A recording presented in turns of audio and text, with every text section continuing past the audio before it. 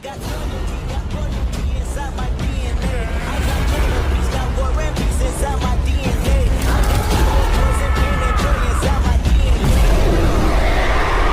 Hello and welcome back to my channel, FanFIC Fantasy. Today, we're kicking off the second part of our series, What If Tanjiro Was Trained by Rengoku? The author of this story is HeroesArePeopleToo from fanfiction.net. Now, let's dive into the fanfic. Never before had Zenitsu come face to face with his shortcomings like this. As much as he beat himself up for every imperfection, he had always been able to run when it counted, until he passed out and took the advance. There was no running now. Wherever Zenitsu retreated to, Rengoku was there. Muscle memory kept Zenitsu's breathing under control just enough to move. He had yet to make an offensive strike, stuck not even in a proper form, but the most basic of blocks as he retreated down the small mountain. Rengoku had spoken the truth, the blade answered to him in totality. Zenitsu had never before experienced the duality of knowing he wasn't in any danger of dying, and being completely aware that it would cost his opponent nothing to bring that end about. He leapt back, and once again Rengoku was there. All of Zenitsu's speed was being put into his arms. He didn't remember the surroundings, there was so much happening and he hadn't gotten a good look. What if he tripped? With a twist, Rengoku's blade caught Zenitsu's and ripped it from his grasp, the blade flashing in the waning moon as it spun away into the wild. Rengoku lunged forwards in a feint, and Zenitsu stumbled just as he'd feared, eyes wide as the Hashira towered over him. Only the ring of gold was lit in his eyes, the red now black without light to reflect out of it. Zenitsu's chest heaved as Rengoku just stood there, sword out, expression set. When it became too much, he slowly stood, walking around Rengoku as the man tracked his move, eyes locked. Finally breaking free, and a little weirded out, Zenitsu approached the bush, and a glint led him right back to his sword. He picked it up, wiped off the dirt with the corner of his haori, and whirled as the undergrowth cracked loudly, barely catching Rengoku's blade as the man bore down on him. Stumbling again and scrambling to stay on his feet, Zenitsu made it out of the bush and held his blade in a middle guard, as the Hashira slowly emerged from the leaves, snapped branches falling out with him.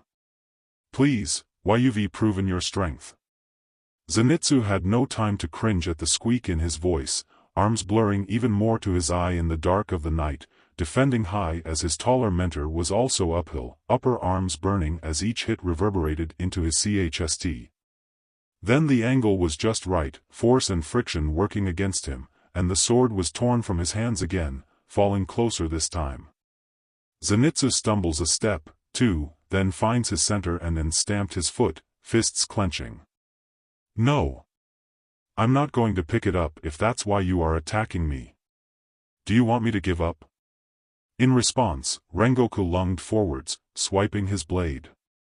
Any bystander would have seen the exaggerated motion and slowed arc, but to the one it seemed to threaten, defenseless and already confused, it was terrifying.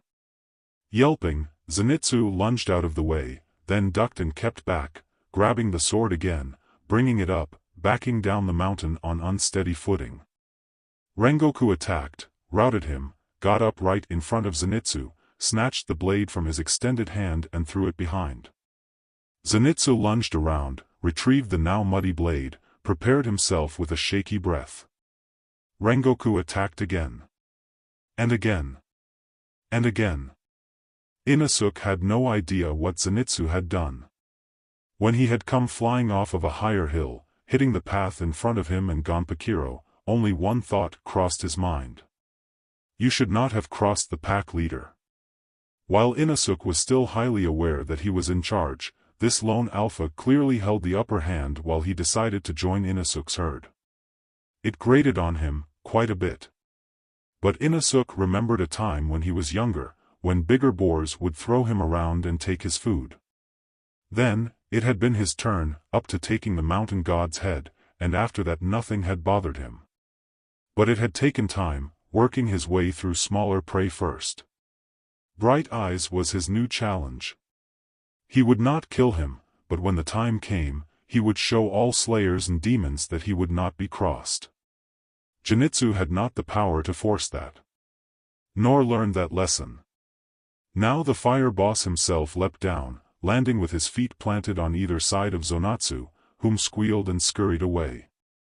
Next to him, Tenkaro gasped, making an aborted move in that direction with a hand half held up. Far to the other side, the woman had paused long enough to see what was going on, then continued. She understood. They fought for a while, until Big Eyes knocked his opponent's sword away, and Manitsu retreated to retrieve it, being stalked down by a patient superior. The checkered boy next to him followed the chaos unsurely, exercise forgotten. Zenitsu breathed, not entirely from physical exertion. He crawled away yet again, grabbing his sword and standing on shaking legs as Rengoku rounded a tree. Something lit in his chest, fear and frustration lead into a brief spark, zinging through him. For the first time, he initiated the fight, bringing his blade down, then across, trying to mimic the twist Rengoku kept using to steal his blade, failing, and bringing it in quick, strong slashes. It felt good, for all of 5 seconds, when Rengoku once again knocked his weapon away and towered over him. Defeated, misty eyes now watering, he slowly stood and got his blade, began again, unwilling to waste more air asking why. Before him Rengoku remained unchanged. As the CYCL continued, Zenitsu truly accepting his defeat, reveling in the failures, he couldn't tell how much time had passed. It felt almost blasphemous that he only had minor injuries and bruises, in comparison to the ache and exhaustion he was becoming. His eyes began to drop silent tears, breath hitching unhelpfully. Crawl, retrieve, defend, fall. Crawl, retrieve, defend. The next hit sent the blade off above his head, falling up and straight back. He was going to hit the ground shoulder blades first, and he could barely care to try and catch himself. His head jolted back, confusion stopping his processing ability for a few solid seconds. When he came to, he realized that he had not fallen, but was suspended a meter off the ground by an arm wrapped around his middle. Rengoku was solidly leaning over him, sword arm back, paused in the moment he had caught the younger man. Carefully and gracefully, Rengoku stood them both up, taking a step back as Zenitsu looked behind. There was a fallen log, right in front of his fallen sword. Broken branches stuck out in a myriad of angles, most of them sharp and the rest thin and blunt. Geez, that would have left worse than a bruise. Looking back, Rengoku's face was softer than before. He sniffled as the tears flowed harder. Zenitsu felt so overwhelmed, lip trembling as he tried to keep in what he could. How could he gather himself after such a filu? Sighing, Rengoku wiped and sheathed his blade, stepping forwards and placing his hands on the sides of Zenitsu's shoulders, squeezing in, keeping him together. Rengoku looked at his apprentice, the liquid gold eyes swimming with the tears streaming out of them. He could hear the other arriving behind him, Tanjiro whispering something in a worried tone. Honestly, that had been strong. Rengoku had no right to complain, Zenitsu. Definitely had the worst part of all that. However, Rengoku had to break down Zenitsu's outer walls. In spite of his gentleness and almost complete lack of self-confidence, this boy was incredibly stubborn. Which meant he held on to this poisonous thing with said stubbornness. Zenitsu, Rengoku said, please, I ask that you listen. You must understand who I am. I am a Hashira. A fighter. An older brother. I have met many people, been through and seen many arise and fall. I am the flame pillar, but many also call me the justice Hashira. When I tell you that you are worthy, that you are not weak or a waste of my time, I say it because it is truth, not because I am kind. The boy looked a little glazed over, but even as the tears picked up, his breathing evened. I know that words alone cannot change your mindset. That the human heart is complicated. I do not always understand why people feel like this. I cannot pass judgment on what hurts or causes collapse to a soul. His mind flashed to someone else. But know this. I am your mentor. I, Rengoku Kaijuro, have taken responsibility for you. Whatever gap you cannot cross, I shall carry you across it. Your ultimate limit will be tested, for the day I am not here, so you may fly across your obstacles. But, at this he cupped one hand at the boy's cheek, do not be afraid. Do not feel alone, do not worry about falling. I will set you on your feet whenever you reach the end of your strength. That is my promise. If anything, that seemed to finally reach his apprentice. Zenitsu's expression collapsed, head nodding as his eyes closed, pushing out more tears. He swayed forwards, and Rengoku didn't waste a second bringing the boy close and wrapping his arms around him. Zenitsu shook and cried, pushing his forehead against Rengoku's chest, holding on tight. He heard Inosuke and Tanjiro start to draw closer, and Rengoku took a deep, clearing breath, having hope that this was the start of drawing out the poison. He squeezed Zenitsu tighter, and vowed silently to never let go, until the day he saw this boy, all of them, walking away on their own path, in their own strength. As late night turned to dawn, they arrived on the outskirts of the city. Some of the lights and signs were already flicking off, early workers milling about sparsely, some of them, perhaps a bit unsavory looking. The entire place still smelled of busy. Tanjiro defined that by a mix of anxiety, elation, urgency, and variety. This place was not near so large as when he had met Muzan. His memory of the beauty of a man-made cityscape, lit in the oranges of many mini suns instead of the colder, distant blue of real stars, was forever tainted by how they had clearly lighted the demon lord that night. Tanjiro had often realized deep regret and guilt that he had not been able to attack and kill that monster, having been so close. Now, having seen how an upper moon contended with a Hashira, the sting of failure had lessened greatly. He had made it out alive, somehow, and hadn't left Nezuko all alone, confused and abandoned next to the udon stand. Shaking off that depressing mental image, gripping the straps of Nezuko's box tighter, Tanjiro dismissed the slight discomfort of his katana, hidden at his back again, as he jogged a few steps to stay with the group. It was very heartening to see Zenitsu staying up with them. In fact, he was currently walking the closest to Rengoku, 2 steps behind and to the side. Tanjiro had been very worried for his friend, always was, actually. He hadn't known how he was going to bring Zenitsu out of his insecurities. Had done all he could. And while he felt a bit bad that it hadn't been enough, it had felt good. Really good, to see Rengoku make such an impression. Terrifying, he had been confused and afraid for his friend. Tanjiro saw why so many people had given up their spot as Rengoku's apprentice, but he had to admit, taking his sensei's words to heart, that he would be there if they failed. It was nice. Some weight had lifted off him, and he couldn't quite describe it yet. Rengoku-sama? Seijin asked from behind. Rengoku spun gracefully to face her. Yes? I was wondering if we shouldn't find some more casual clothing, if we are going to be in larger cities regularly. While this wouldn't be such a big deal at night, or with just one of us, I fear we may draw a lot of attention as we are now. Tanjiro cast a glance at their, well, motley crew. Seijin had not worn her Haori once since they had begun, and she was rather larger for a woman, in height and musculation. Especially her musculation. Zenitsu and Rengoku always drew stares and glances with their bright hair, Rengoku especially with his presence. And then there was Inosuke. Yeah. If the regions were more modest and conservative compared to their previous travels, they didn't particularly want to be slowed by disgruntled or worried civilians and authorities. Indeed, that is a good point. Rengoku agreed. Come, let us find some place that's open at this time. Seijin ran a hand over her hair, the tips peeking out past her elbows as she shook her head loosely. I'm actually going to split off for a bit. There's some things I've been shopping for a while now. A place this big should have some more private markets in a city this large. I'm fast enough that I can find you before noon. Rengoku nodded, holding up one arm.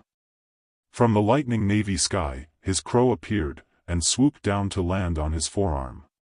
Fly around the city and see if you can find any other slayers or crows who may have heard rumor of our demon. Shintaro, if you are willing, why don't you head out with Seijin, so we have another avenue of finding each other. Shintaro burst out of Zenitsu's Haori in a small flurry of feathers. Zenitsu gave a cut-off scream, stumbling back. How long have you been there? Shintaro spat what could have been a raspberry, landing on Seijin's shoulder, using her beak to pull a small veil of hair around herself, snuggling into the woman's neck. Seijin looked almost ridiculously pleased at the small presence. Follow me. Rengoku said, cape flaring up just enough as he quickly turned to reveal the edge of his sheath. Our goal is to have our information and be back on the road by midday. They split off from Seijin, looking for their respective quarry. Shintaro enjoyed the warmth this woman put off. All slayers seemed to run a bit hot, but this was like sun rays warming her from the feet up. She cuddled closer, this new person not seeming to mind.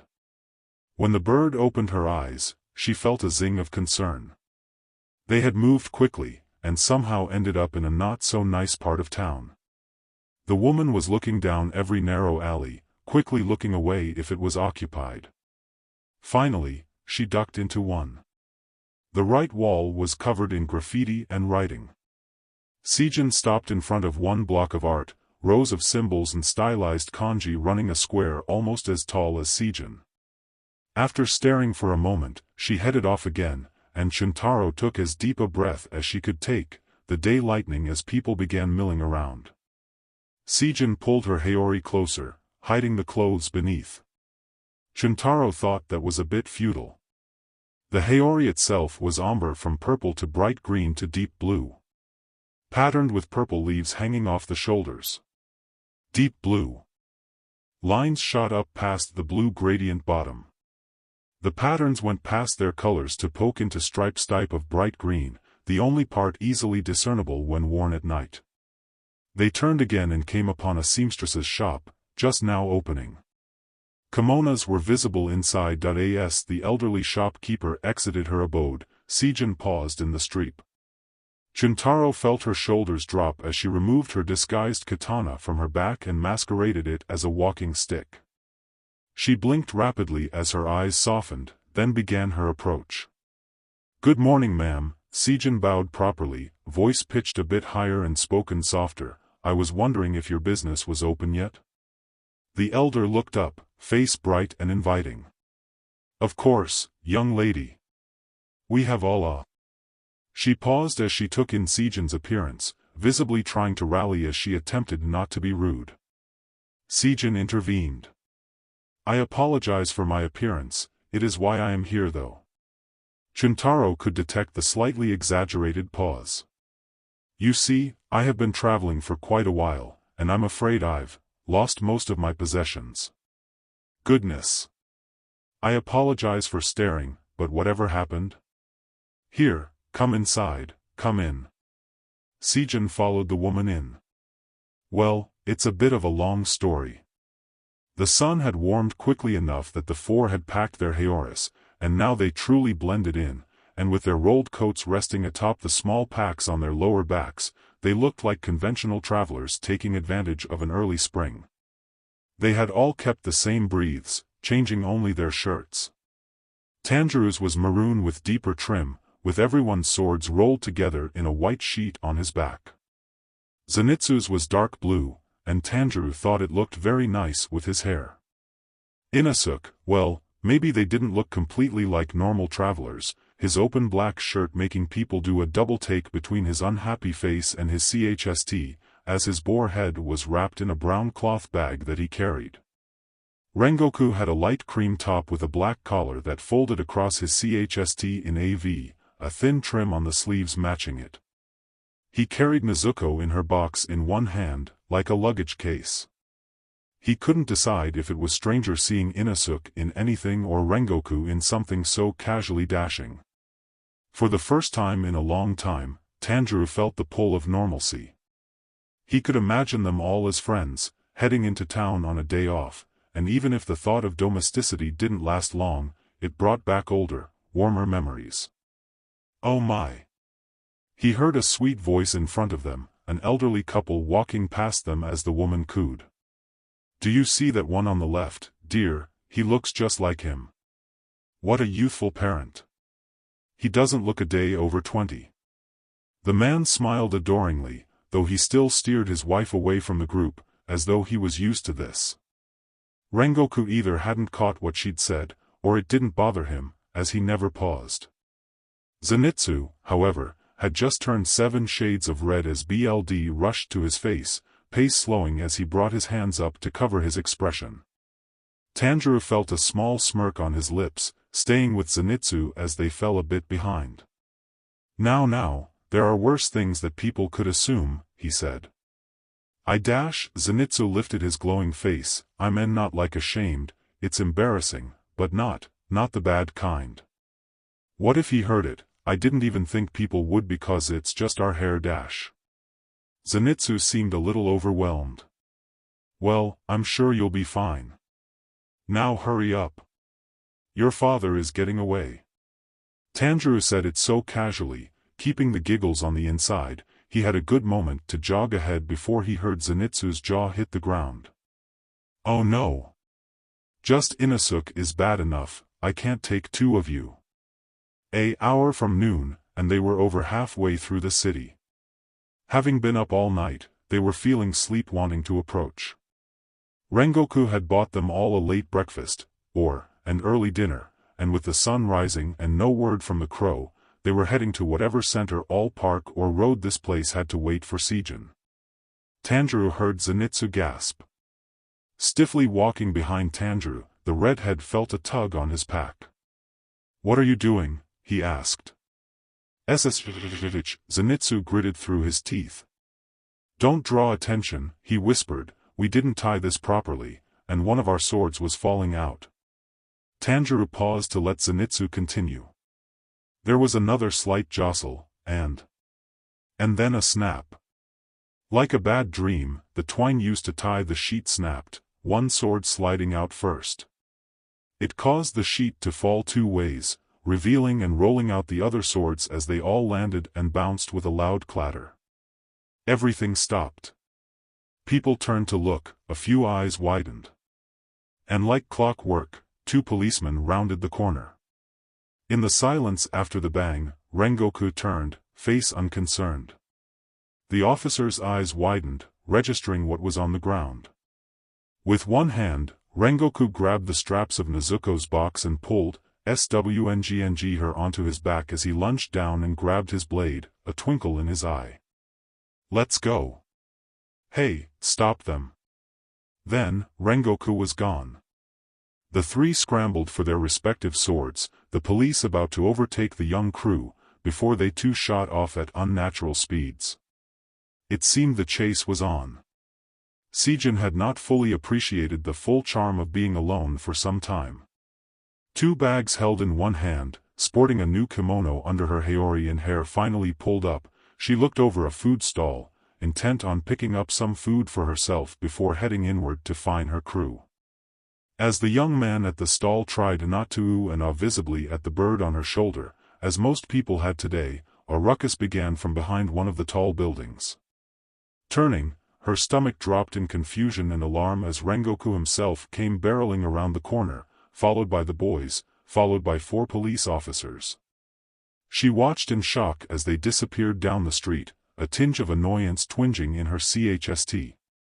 Seijin turned back to the cellar, putting a few coins on his booth. Getting bolder nowadays, people are pulling that kind of stunt in broad daylight. I'll take 3 of those. Now, hopefully they would still be heading that general direction when they headed into the forest again. In all fairness, that city was in good hands, Tanjiro thought. Zenitsu had heard the police chasing them for a while into the forest, but they had lost sight of their pursuers way back in the depth of the city. Finally caught up with their mentor, everyone settled their nerves and lungs for a moment. In front, Rengoku suddenly let out a loud laugh, one hand still holding his katana while the other heavily settled on top of the hilt. Well, that was a new experience. As far as I'm aware, only Shinazugawa-san has been run out of an establishment like that. Rengoku removed Nezuko from his back, settling down the box gently as he turned his pack, looking for his regular clothes. Both Zenitsu and Inosuke suddenly turned, facing the same direction. What is that dash? It's so loud, guys it's coming closer dash. Tanjiro and Rengoku turned, just as a figure came sprinting past their crew some 100 feet away. The head turned. And everyone realized that it was Sijin. Turning her trajectory, she skidded to a halt in front of them not a few seconds later. She seemed rather unamused. Not even breathing strong, Sijin's jaw clenched. Taking a deep breath she closed her eyes, and when they opened her expression was a lot calmer. What happened? She said slowly, obviously trying to not clip the words. Tanjiro and Zenitsu glanced at each other, cringing a bit. Well, Zenitsu noticed that the swords were falling out of their cover, but it's not his fault. Tanjiro defended. When he tried to fix it the twine broke, and then they all fell in plain sight. It was a simple misunderstanding, and an easy escape, Rengoku said, shirt and cape draped over one arm, there is no need to have worried. No, Rengoku-sama, Sijin said, there would be nothing to worry about if you all could be described as young men with dark hair and eyes. As it stands, the reason we had gotten other clothes was because we already stand out. Hopefully, since there was no other collateral, this will stay local and blow over quickly. Her eyes unfocused just a bit. Some law enforcement just does not forget. By the way, where is your crow? What he finds out is the whole reason we came here. Rengoku shrugged lightly. He has his ways. Until he arrives with a potential direction, I say we find somewhere close to sleep. It's been a rather long stretch. Nodding especially strong at that, Zenitsu removed his Haori as he turned, then jumped with a cut-off shout. Predatory eyes watched him from within a bush, before Inosuke leapt out, laughing triumphantly. I didn't even have to attack. My presence is so great it shakes all with fear. What the hell, Inosuke? Why, when did you change? As he continued to laugh, Tanjiro thought that they might have to wait a bit longer to sleep. As he turned to find some privacy to change, he decided to pause just a moment more. I really like your kimono. It contrasts your Haori and matches your complexion. From under the hand that had been wiping her brow, she opened her eyes and gave him a smile. It was one he had often received from people in his home village. Usually from women older than him, but some men as well. It was less so preening under a compliment, and more just, well, smiling at him. Thank you very much, Tanjiro. Don't worry, you all will look very handsome on your wanted posters, too. She took one more deep breath, and as she released it her shoulders dropped, expression back to neutral, letting the stress dissipate. With one more soft smile, Sijin turned to find privacy too. Tanjiro, before you lay down, I wanted to give you these. For Nezuko. Sijin held out a nicely tied box, decorated in a slight nighttime forest motif. Bowing his head, eyebrows a touch furrowed, he opened it. Inside were a variety of toys. 2 small puzzle boxes, a brand new stuffed cat, a bright ball a little bigger than his fist, and 2 very, very appealing dolls. 1 male, 1 female, and both with delicately painted faces and immaculate miniature fashion of the day. Later, he would feel rude for just standing there, but right now he was speechless. You've mentioned a few times that you weren't used to Nezuko being awake so much recently, and, I figured with how busy we are, and it being a new development, you might have been a bit unprepared, and I didn't want her getting bored, so. Tanjiro blinked his eyes rapidly, taking a deep breath and holding it to avoid sniffling. Sijin was right, he hadn't even thought about how long during the day Nezuko might be awake now, with nothing to do and no way to leave the box for hours and hours until night. He felt like a terrible big brother, and Nezuko would have never complained, because she was a good little sister, and it might have been a long time before he even knew about it, she has slept for 2 years, and most of this last, but things like this should be commonplace in her life anyway. He shouldn't have to worry about getting her things she should already have, no matter how much she deserved more. Nezuko shouldn't have to suffer in a box for any waking or sleeping hours, shouldn't have been at that house, defenseless, with that monster, and Tanjiro would have been surprised at the tidal wave of hatred that washed through him if he hadn't currently been in the middle of that storm. There must have been a look on his face, because Sejin stepped forwards, placing a hand on his shoulder. "It's okay, Tanjiro. We have people so that we can get help when we need it. Nezuko is as happy and healthy as she can be in this state, and that is your doing. That is your efforts, Tanjiro." Sejin's voice snapped him back to the present. One hand was holding the sturdy box, the other having crept towards the dolls unknowingly. He noticed that, much like the first time they had talked, Sejin's voice would become clearer and deeper as she spoke in a softer tone, and he wondered if that was how she tried to comfort people, or if that's what her voice just sounded like when it could speak completely free. He felt something in his chest waver as his own voice shook. This isn't a small thing, Sejin-san. Thank you so much. I don't know how to repay you. Her warm hand lifted from his shoulder, only to settle on his head. He looked up with watery eyes. The nature of a gift, Tanjiro, is that you don't have to. By the time Rengoku woke up, Sejin was running drills outside of earshot in the woods. He sat up, slightly chilled from sleeping in the shadow of a tree on cool ground, though he preferred that to waking up overheated. Not even 24 hours, and he had had a major breakthrough with one of his students. He idly watched Sejin's distant form as he thought. If these students stuck with him, which he suspected they would, his goal was to have Inosuke and Zenitsu well trained and experienced enough to be mere steps away from a Hashira before sending them to finish that training with someone more versed in their forms. Tanjiro he could lead through that final step, unless they decided to switch mentors at some closer point in time. Rengoku had taken many apprentices in just these past few years, some even before he had become a Hashira, well into his 18th year.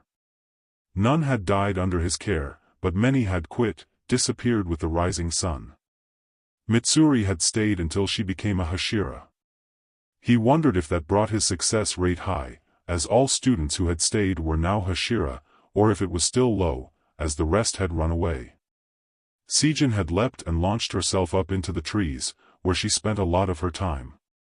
It was for her sake that they were here.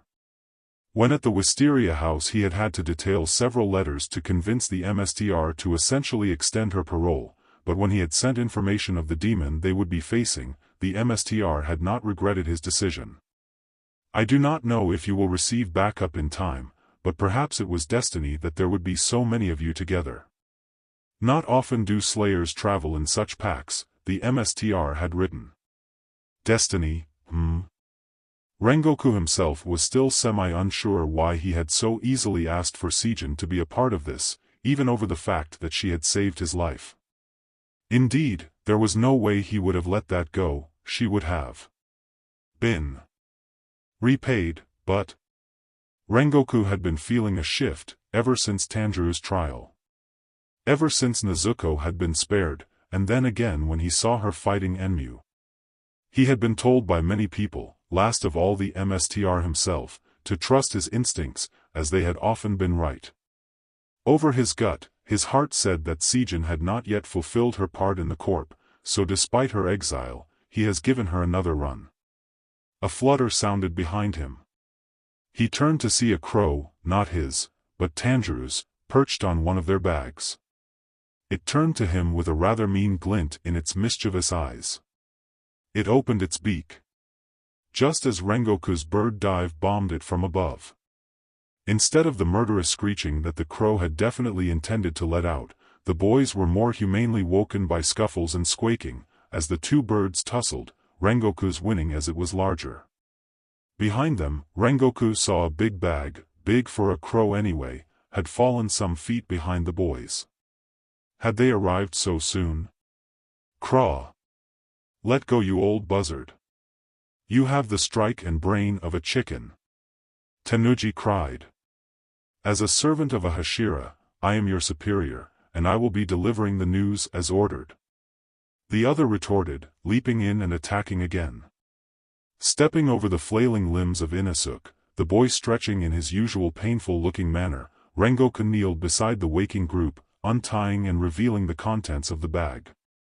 Zenitsu rolled to sitting first, rubbing one eye while the other blinked and focused in. "What's that?" he said blearily. Rengoku held up his hand, the contents rolling somewhat in his hand. "Very small scrolls," he said happily, smiling brightly. Zenitsu went still, looking unimpressed. "I can see that. What's on them?"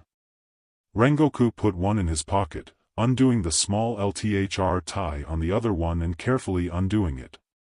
Tanjiro and Inosuke inched closer to Zenitsu to watch. The first thing seen on the inside of the roll were 4 words: water, thunder, wind, and love. Scrolling further, sure enough there was a set of images, showcasing a silhouetted form moving through a demo of water surface / "I've never seen travel versions of instructions before," Zenitsu said, tilting his head to read. "These are very well done. Sensei, why are only some of the forms on here?" Tanjiro asked. Rengoku rolled the scroll as he sat up fully, pocketing it also. "When we were recovering in the Wisteria house, a few days before we left, I saw a young slayer sitting on an engawa.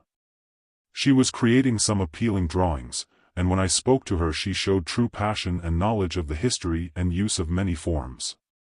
I commissioned these 2 scrolls from her, but I will have to send a letter to the MSTR to ensure she is paid extra from my salary next time.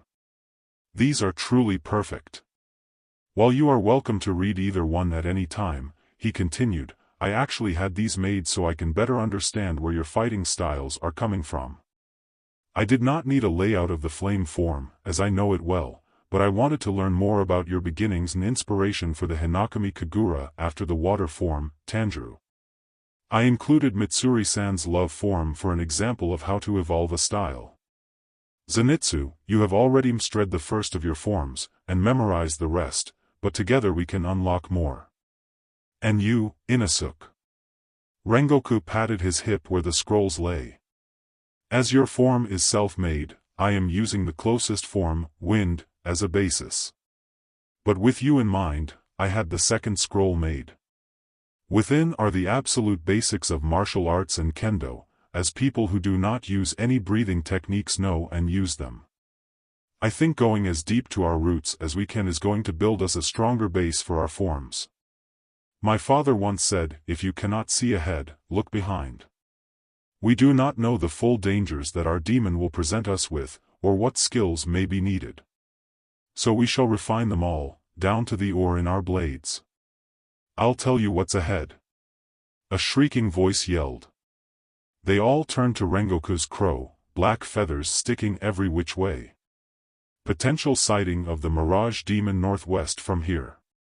4 days' walk. If it is the one we are looking for, it is of note that it finally broke its potential pattern of heading straight up." "Caw. Mirage Demon?" One of the trees seemed to speak as Seijin shouted down from its branches. "I like it. Did you come up with it yourself?" In answer, the crow puffed up and clacked its beak. Rengoku checked the clasps on his cape, assured all his belongings were secure, and stood. "We have out direction. Let us be on our way." Tanjiro had to once again bring his full focus back on the exercise. The only light this late were the stars peeking in and out from gaps in the clouds. He felt his muscles shake as they entered another drill. Rengoku had just finished talking Zenitsu through forms 2 and 3, running the entire group into the thunder form for quite some time, and switching on to water only when he'd been happy with the progress all 3 of them made. Having received her gift as soon after sundown as possible, Nezuko was playing in her box, demon eyes unbothered by the darkness, adding a layer of distraction as she scratched and shuffled and hummed at his back. She had received the gift well, dashing to give Seijin a hug and just about crushing the daylights out of both of them. Seijin, whom was simply walking for once, breaths audibly as she paced and strengthened her breaths purposely, had truly outdone herself. Like a string had been pulled taut, Rengoku whirled away from his students, sword at the ready, as he faced off in the dark woods. A mere instant later the boys followed suit, as their respective warnings blared. Itchy-looking pink eyes glared at them through the dark, lit from within by an evil light. A demon stood in their path, looking simply delighted as its eyes wandered the troop. There was a harsh exhale behind them, then Sejin began to laugh, slow and forced. She stepped up to be side by side with Inosuke at his right, teeth flashing just as dangerously as the sword resting over one shoulder. My, she hissed, it seems this poor, lonely little creature has gotten lost in the woods, boys. Didn't anyone tell you, her eyes narrowed at their enemy, that there are monsters in these woods? The creature's eyes darted between the five, finally seeming unsure. Rengoku sent a pointed glance to his students over his shoulder, then sprinted forwards, closing in on the creature without warning. Tanjiro was able to follow without thinking, feeling the others close behind. Let's see how long this lasted. Inosuke was proud of his underlings. Gokusen, it never helped that everyone called him different names, had been shouting advice and directions, but he and the woman had pulled back after initially stunning the creature. But he was proud, because whatever this demon's power was, he smelled absolutely horrible. Kentaro hadn't faltered, despite his highly sensitive nose, and Zenitsu was still awake, and fighting pretty well. He rounded the faltering creature. Tanjiro landed a blow on its arm, distracting it. Zenitsu leapt from behind, and as the demon changed its trajectory, ruining the killing shot, he landed well and pinned the creature's leg to the ground. With his sword, Inosuke simply jumped to it, taking off the creature's head with only one sword before it had even stopped screaming. Easy. I did not need your assistance, but you both did great work. Inosuke crossed his arms, blades flaring to either side in his hands. Manitsa covered his nose, recovering from the smell and relatively easy but fast fight. He looked up at Inosuke in slight exasperation. To his side, Kentaro suddenly bolted, making it a little ways and standing behind a tree. His knees hit the dirt, and Inosuke was surprised as he started retching, then full on throwing up. That was surprising. Had he been sick? Inosuke hadn't noticed any change in his energy these past few days. Junes had hesitantly started forward, but Rengoku beat her and Inosuke to it, walking swiftly, patting both other boys' shoulders as he passed. The other three approached gently as Rengoku kneeled down, rubbing one hand soothingly across Gonpakuro's back and talking to him softly, the leader's voice a low bass. Tanjiro nodded and sat up straighter, and Inosuke felt a pressure leave his chest. Tanjiro couldn't curl his nose in disgust at the moment, trying to get air through it as he heaved. It had been a long time since a smell had affected him like this. Since it was always intense, his baseline tolerance was already higher. But in tandem with its intensity, this scent had been unique in its disgust, different from normal BLD and decay. It was still in the air, sticking in his nose and causing the front of his head to ache as his stomach tried to settle. He heard everyone's footsteps, quiet and gentle, then Rengoku was next to him, rubbing a warm hand across his back, and maybe it just gave his mind something else to focus on, but it helped. Are you all right?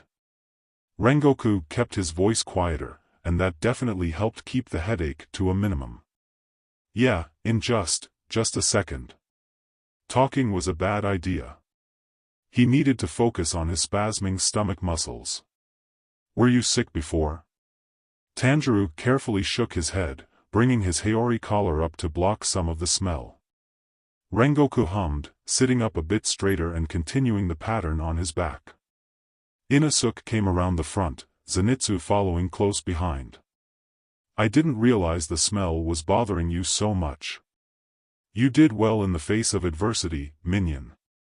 Inosuke puffed his chest, arms crossed as he looked down with what Tanjiro assumed was pride.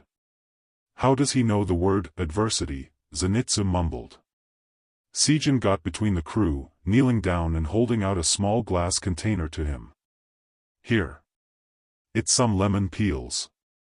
I try to store them whenever I buy citrus. I noticed it helps me with nausea. And it might drown the smell a bit. Ah, thank you. Tanjiro blushed a bit under the attention, suddenly feeling a bit useless. What would he have done if this mission was his alone? Probably still vomiting before crawling out of range and continuing on. For some reason, he felt like that thought was important, but he couldn't figure out why. The peels actually did help, and once a deep breath didn't feel like it would set off his gut, he nodded and stood. Rengoku took his hand and helped him up. Tanjiro rubbed his neck a little sheepishly. Sorry about that, he had a small grin on his face. Thank you very much for the help. Tanjiro tilted forwards in a bow. Don't sweat it, Jotaro. Inosuke swept one hand out. The mountain god only weeds out the weak and dying from the herd. The injured can still come back strong. But we would bring him along if he was weak and dying, Rengoku said with pinched eyebrows. Zenitsu crossed his arms, lips forming a pout as he tilted his head up a bit and closed his eyes. Yeah, but you would leave us to handle a demon. Did your recon and bailed? Yes, I wanted to truly see you three in action. It was a very weak demon, so also a relatively easy test. However, that is not to say I was disappointed. You all work extraordinarily well together. There were only a few flaws in notices in some of all your skills, and we will begin addressing them tonight. Zenitsu threw a look at Inosuke with a sigh. Tanjiro kept his head down a bit, quietly following as they all started moving, appreciating the bottle and looking deep in thought. Morning peeked through the trees, the rays of light dancing between shaking leaves, briefly blinding those who turned towards them. Sijin kept an eye on the trees above. Weaving through a grove of baby trees, closely grown and flexible in their youth, Rengoku led Inosuke and Tanjiro simultaneously in a delicate dance. Inosuke was between them, practicing fighting two opponents with his blades. Their sensei switched between leading Inosuke through proper defense, Tanjiro through proper attack, and suddenly signaling Inosuke to join him in attacking Tanjiro, giving them both the same experiences. Foregoing her usual training in the beginning of the night, Sijin had searched the ground and raided trees for branches. Using her Nichiren dagger, she had managed to fashion a few makeshift bakens.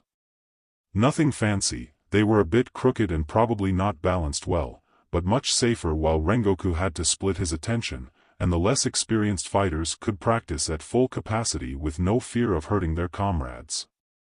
A slow outlet of breath sounded behind her, and Sijin turned to Zenitsu, who was already on his feet. At her raised eyebrow he nodded his head, and she returned her full attention to him. I can't rest so much, while they work so strong, Zenitsu breathed. Sijin placed her hands on her hips, opening her lungs and stretching her back. This is your training, Zenitsu. You just do whatever it takes to get stronger. After Rengoku had called an end to drills last night, Zenitsu had asked her for the opportunity to make up the training he had not taken part of. Sijin had readily agreed. So far, she had just been testing the waters. Inosuke had needed to learn mental control and basic technique, used to wild and reckless fights. Tanjiro didn't yet know the dance of a hand-to-hand fight, used to the straightforward give and take of a through-and-through flame breather, accepting that an equal enemy would slip in hits instead of fully intending to outpacing the enemy. Zenitsu, they needed to start a little further back. You and I, she began, have our roots in speed. We run around an opponent, dodging around or sprinting through an attack until there is a perfect opening. Breath of Thunder has a weakness when it comes to cornered one-on-ones, or fights that require us to be still, such as defending a stationary target, or being fully surrounded. She spread her arms out to her sides and up, like a champion after winning a match, showcasing her size. To rectify this, I briefly studied the flame forms, and then delved deep into Breath of Stone.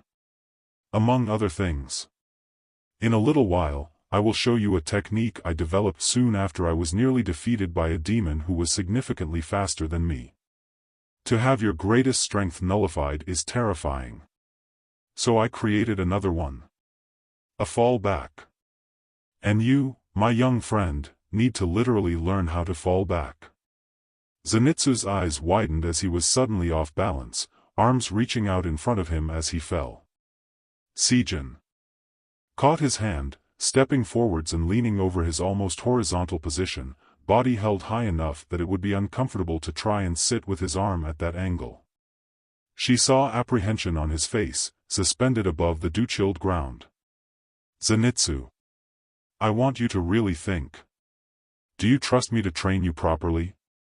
To bring no harm to you beyond the shallow bruises of life in this minor lesson? And ensure you have properly learned, so as not to be alone with an experience on the other side? His eyes widened further, mouth working silently for just a moment, before his lips pressed together, and his expression calmed. Sijin brought him up, and he landed confidently, not swaying at all. I will trust you, Sijin-san. Then let us proceed with a clear head, and no fear.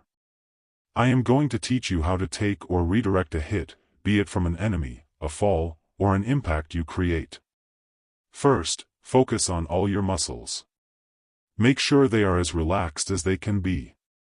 Tense only enough to stand and move, and when you can, relax them again. Rengoku had to say, with all his might, that he was proud. He had had to split his attention one more direction, watching Sijin and Zenitsu when he was faced that way. He winced quite a bit in the first few minutes. Now Zenitsu was rolling and dodging with fluid grace.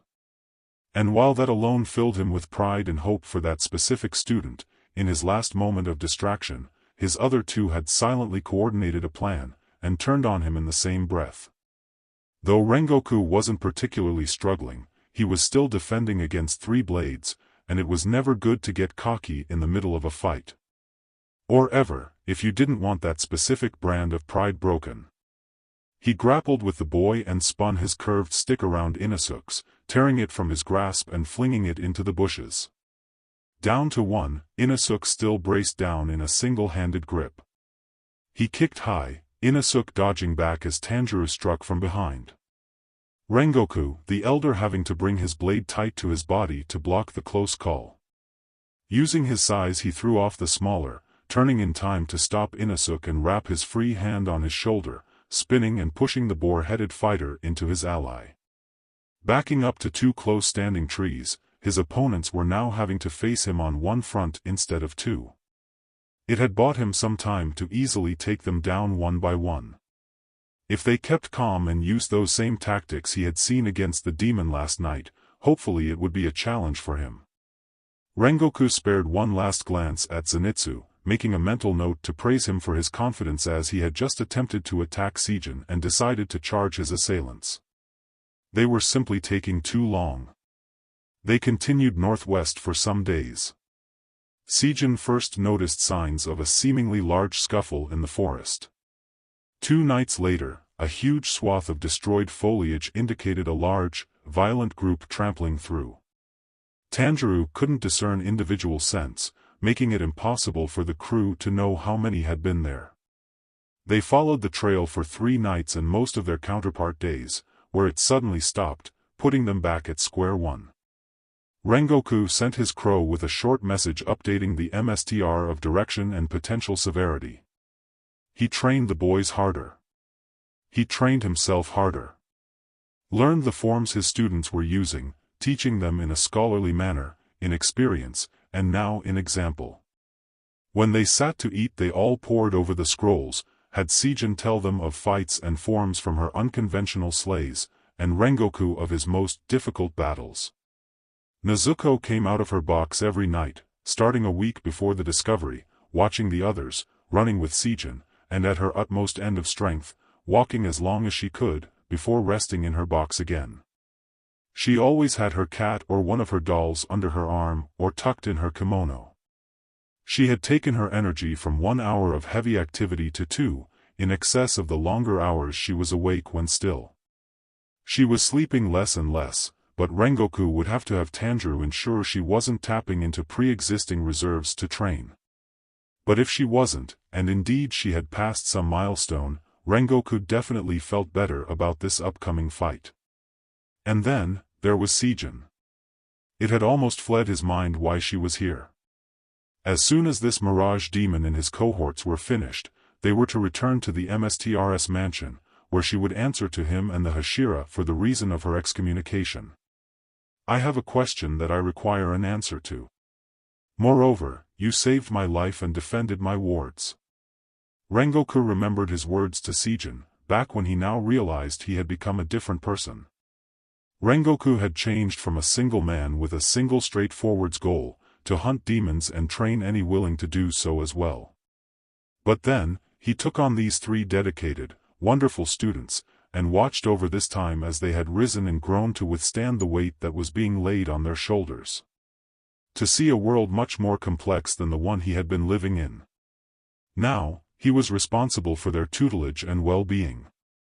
Even before that, this change he had sensed started when young Tanjiro had proved his innocence, and his sister her righteousness. It had probably started years ago, the day that Nezuko had been turned into a demon against her will, after having to witness the carnage of her family's slaughter. As Rengoku moved forwards he felt heat, almost great enough to be flames, light in his core, and burn across his skin.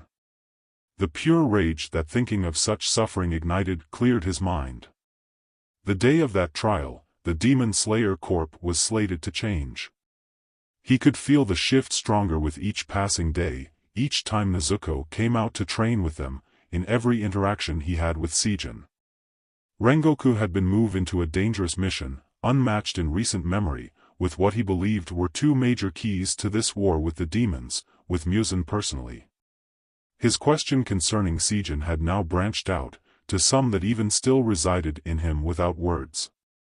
Rengoku had survived the fight with Akaza for a reason. One of the reasons being due to Sijin's help. The other, he felt it was his duty to fully uncover. Sijin was walking backwards, directly behind Rengoku. The kids were playing catch with the ball she had gotten Nezuko, running around at top speed. The sun was turning the sky from navy to cyan, but here in the trees, there was still some time to play with Nezuko. They were in a loose circle, a good 10 feet apart from each other. From what she had caught on to, they were attempting to hit each other anywhere on the body without the other catching the ball, running around, flipping through the tree trunks and leaping above to the lower hanging branches. If you dodged the ball, generally Inosuke would get impatient while you tried to find it, and find something else to throw, which was not preferable. The reason Sijin was behind Rengoku was that it was clear he was deep in thought. While he had intercepted the ball twice before it hit the back of his head and knee, respectively, she figured he may enjoy the brief moment of sorta-kinda solitude. Plus, it was a fun game. They all had noticed. The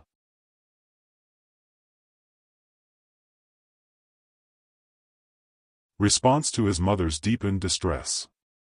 His father began to gently shush them, running his hand over his son's cheek, then over his wife's messy hair. We would have kept looking. We would have found him, and now he is here. His voice broke a bit at the end. Zenitsu looked up to see Rengoku with a gentler smile, face relaxed. Inosuke had his boar mask on, but his head was pegged to the side, completely still. Tanjiro had sympathetic tears rising in his eyes, and honestly, Zenitsu was not so far behind. The older officer turned to them, about to give thanks. But then his sound changed, becoming tinged with tension, and his expression fell just a bit. "Thank you very much for your assistance," he began, voice careful. "Where might you folks be from?" He was staring very intently at Rengoku, and the Hashira seemed to have caught into the fact that something was happening. Before Rengoku could respond, the patter of running feet descended upon them. "Ah, I see you have found the wayward caravan. A good deed in the banks of karma all around." Zenitsu was confused who this stranger thought they were. Turning, a shock went through him at what he saw. It was Sijin, hair done up in twirling wraps on her head, a hint of color at the corner of her eyes, talking in a frankly perfect northern accent and syntax. Her shoes and the edge of her breathes were visible at the edge of her haori, the purple, green and blue coat almost a little too big on her, he realized, held closed with a thick black belt. The distraction began to snap the family out of their spell. They all slowly stood, staying close, the father holding Akimitsu in one arm and stabilizing his wife in the other. She swooped to the officers with a graceful flair, settling from her run and returning to a more proper, but no less exuberant state. Thank you, officers, for returning these lost parents to their child. You blink and they have wandered off, just like that. The younger officer raised a finger and opened his mouth, and to refute it was the other way around. I was just asking, ma'am, the elder stayed on course, who you all may be. Indeed. Our apparel must be curious, I suppose. I am a traveler from the north, having left my home village through a daring, but rather long string of events. I met my colleagues on the way down, and we have been performing tales in the homes of the wealthy, adventures for entertainment and history alike, and some not for the faint of heart. She winked at the younger officer, who blushed under her energy. Sijin flared her hand up, and when it curled down there was a map that had materialized in it. An excellent sleight of hand, Zenitsu thought. She presented it to the mother, who was still wiping her tears. A map of your new home, in case you lose your way again, her voice had toned down. The mother choked on another cry, accepting the gift with a few nods of her head. But those are expensive. The father said, for this, and for your kindness, you must let us repay you somehow. Sijin shook her head, turning to walk a slow circle around the whole crew. Ah, a service should be repaid. But a kindness is always free, that is part of what makes it kind, she replied. Sijin finished her circuit at the end of the gathering, partially facing the direction she wanted to go. If all is in order, good officer, we will be taking our leave. A bit world-weary, but clearly charmed, the policeman sighed, casting one more look at Rengoku before rubbing his eyes and waving an hand. Yeah, continue on your way. We can handle it from here. Again, thank you for your assistance, and I wish you fortune in your street performances. As the family waved and everyone said their goodbyes and departed, Sijin clutched her chst, stiffening and slowly falling backwards, right onto Inosuke. Oi oi, what are you doing? If you can walk, get off. Are you hurt? Street performer? Sidewalk rabble? The nerve, the ignorance. We have entertained the highest of audiences. Tanjiro was looking over Rengoku's shoulder, at the paper Sijin had handed him. It was some sort of wanted poster, or police report. It had a description of their members, just the bare basics, some of them inaccurate, but with how fast everything had taken place at the other city, that was to be expected. On the bottom of the paper was a drawing of Rengoku. Or, what could have been Rengoku? They just couldn't get your hair right, huh? Tanjiro said. The longer he looked, the less it looked like his sensei, which is probably why they hadn't been arrested. Rengoku huffed a laugh, while Sijin finished brushing out her hair, saying nothing. It was happening again. Inosuke shook Zenitsu awake, much to the lightning boy's displeasure. Inosuke, we just laid down, what did you want? He's doing it again.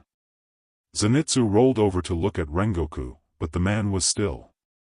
Huh, Sijin was still here too. He had never actually seen her sleep in all this time.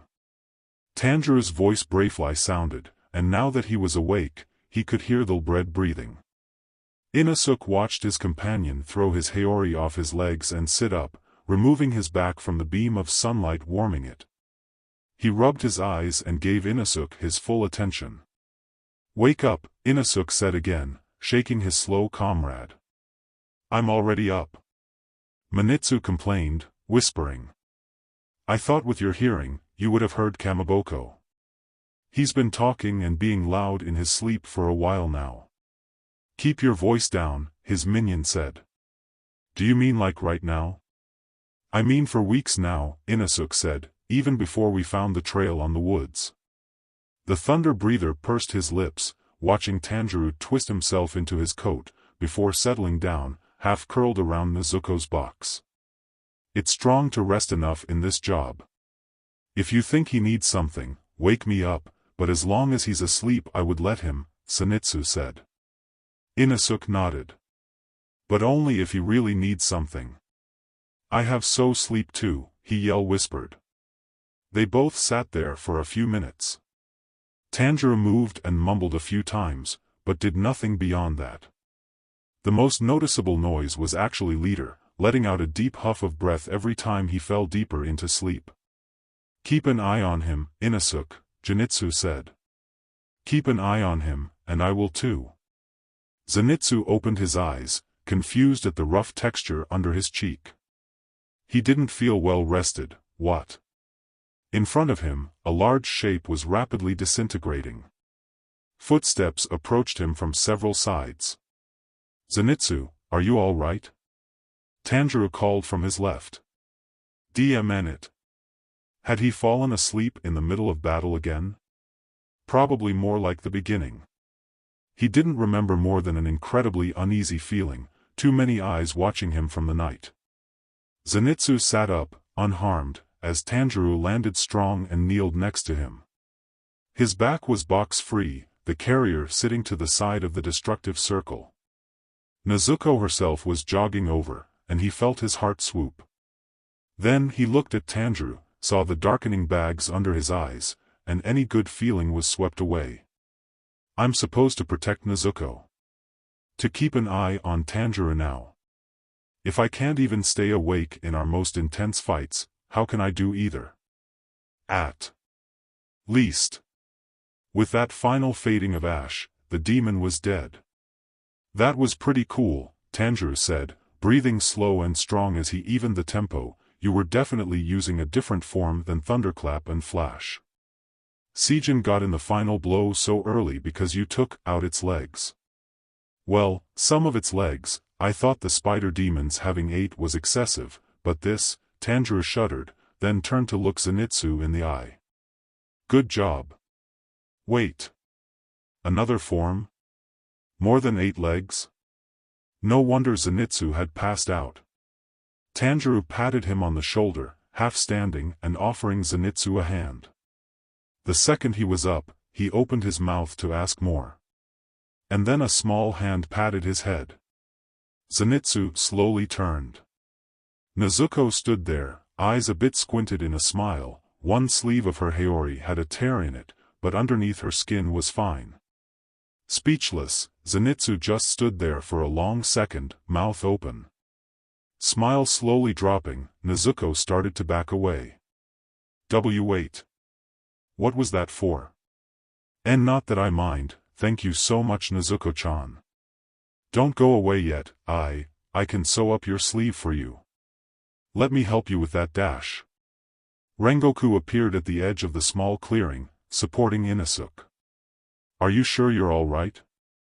Rengoku asked, eyebrows pinched.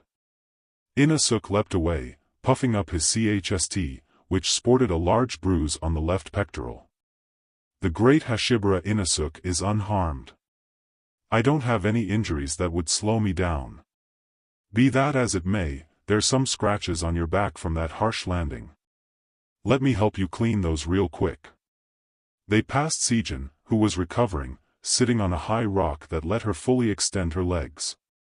I thought that final cut would have been harder, she thought, thinking of the sheer size of the demon, specifically its neck, which had been thicker than her. She held up her right arm where a long, thin cut was sluggishly bleeding. I guess a fight like this wasn't worth a scar anyway, she said under her breath. The next report was much more solid than the last. A young slayer had heard what he described to be a large group of voices, emanating from the dark. As he had not engaged the entity, he was alive to describe it as occasional warping in the lighter parts of the night, and a faint but overall shimmering encompassing a large area and moving one direction. Now moving northeast, Seijin suggested a large port city, built around a river outlet that reached the ocean, was where the largest grouping of humans were that direction. So far there seems to have been no evidence of this group harming large settlements, but we do not know about travelers and single estates, she said. They began a fast journey to the town as their best guess, but did not come across any obvious signs of damage. Even high in the trees, Sijin had not come across any damaged bark or branches. It was a long stretch between villages. As their food supplies ran lower, there was one more thing to take up their time. Foraging. Never did I go hungry, even in the cold when the mountain turns to white, or when the animals were not around to be hunted. Inasuk boasted. Flowers began their blooms, it seemed almost overnight. Inasuk knew many roots and plants that could be eaten immature. Just don't eat the wrong kind, Inasuk said sagely to Zenitsu, hands half buried in the ground as he retrieved part of their lunch.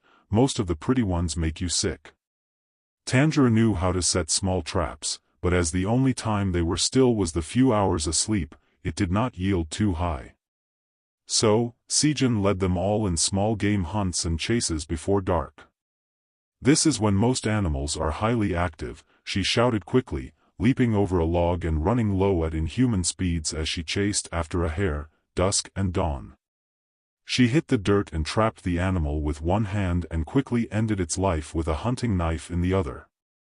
Sijin briefly laid the hare upon the grass, folding her hands one with BLD on it and bowed her head in a quick prayer. Hours into the night, as they ate their meal over a fire before continuing on, a deer made itself loudly known. Seeming to just noticing the people, it stopped for a moment, ears twitching, before it flinched and ran away. We should catch one of those. Inasuk said, they were not plentiful in my mountain, but we wouldn't have to hunt for days. Rengoku didn't seem keen on the idea, but turned to Sijin. Her face was set in harder lines than before. We could, she said, voice normal, however, we are only a month or two away from birthing season for most animals. Rabbits and squirrels populate rapidly no matter what we do. But I make it a point to avoid first larger animals, then bird eggs for spring and most of summer. Many young are lost in the harshness of nature as it is. I do not wish to add to it except at utmost necessity, which is a point I have not yet reached, Sijin finished, tending the fire with faraway eyes. Rengoku did not notice Zenitsu's questioning look, for he was looking at Sijin with great intensity and slight confusion. Inasuk sat back on his log roughly, arms dropping a bit. So, is it like with the train conductor? He looked at his sensei, who looked back at him with interest. I wasn't supposed to let him die, because I swore to be a demon slayer, even though he tried to kill Mojuru, Inasuk said with passion. So we should be careful of the animals too, because we are held to a higher standard, like you said, Bright Eyes? Rengoku's head turned to Inasuk olishly, staring for a moment before nodding in affirmation. That was very insightful of you, Inasuk. Wise indeed, Rengoku praised with a smile. Zenitsu laughed as Inasuk stiffened, before the wild boy began to rub his boar head and kick his legs with a growl, as if trying to rub a blush off the mask. Why are there so many rules just to kill demons? Inasuk yelled. Zenitsu laughed harder, slipping off his tree stump. Some of it is just being a decent human being, he chuckled pointing his finger. Finally, when Inasuk thumped his fist on the log he was leaning on, did Tanjiro start, as though he had been woken up by that noise. He rubbed at dry eyes, putting away his empty bowl, which had only been half filled before anyway. As he checked on Nezuko, who was playing in her box with the door open, he did not see the two adults looking at him intently, eyes naturally mixing with the flames between them. The group had slept and woken up earlier than normal. They were crossing a wide, barren stretch between forests, a large field that must have been a settlement or CRP at some point. Tanjiro felt a little colder than normal, though he hoped it had something to do with their current state of dress. The spring sky was completely cloudless, and with no cover for shade it was fairly warm. Rengoku, Zenitsu and himself had their uniform shirts tied around their waists, haoris and cape, respectively, rolled up on top of the packs at their lower backs. In only their white and gray undershirts, the sun was seeping through the thinner material and into their arms and necks. While that felt really nice, Tanjiro blamed his chills on the occasional breeze. Sijin, in a sleeveless light blue shirt, was up front with Rengoku. Her sword, which was usually carried in hand or used as the walking stick it was meant to emulate, was at her hip for once, though it stuck up pretty far due to the longer sheath. Rengoku had one of the scrolls partially unrolled, and Sijin was talking and pointing at the images animatedly.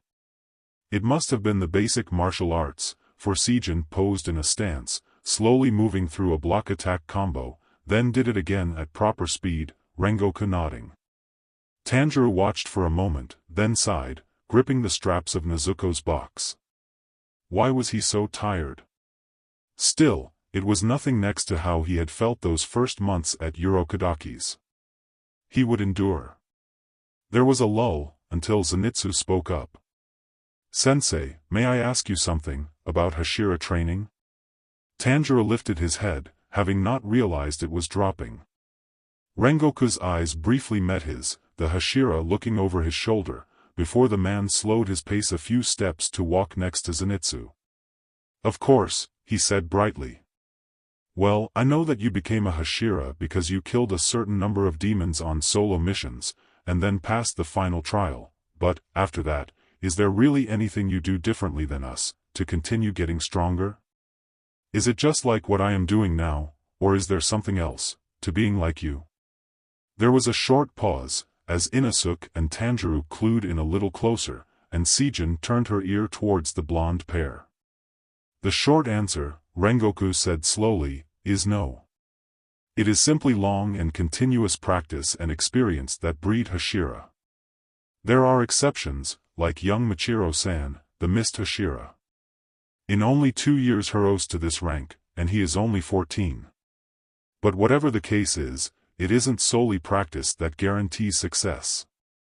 It is perfect practice. Breath, form, strength, agility, flexibility, experience and mentality.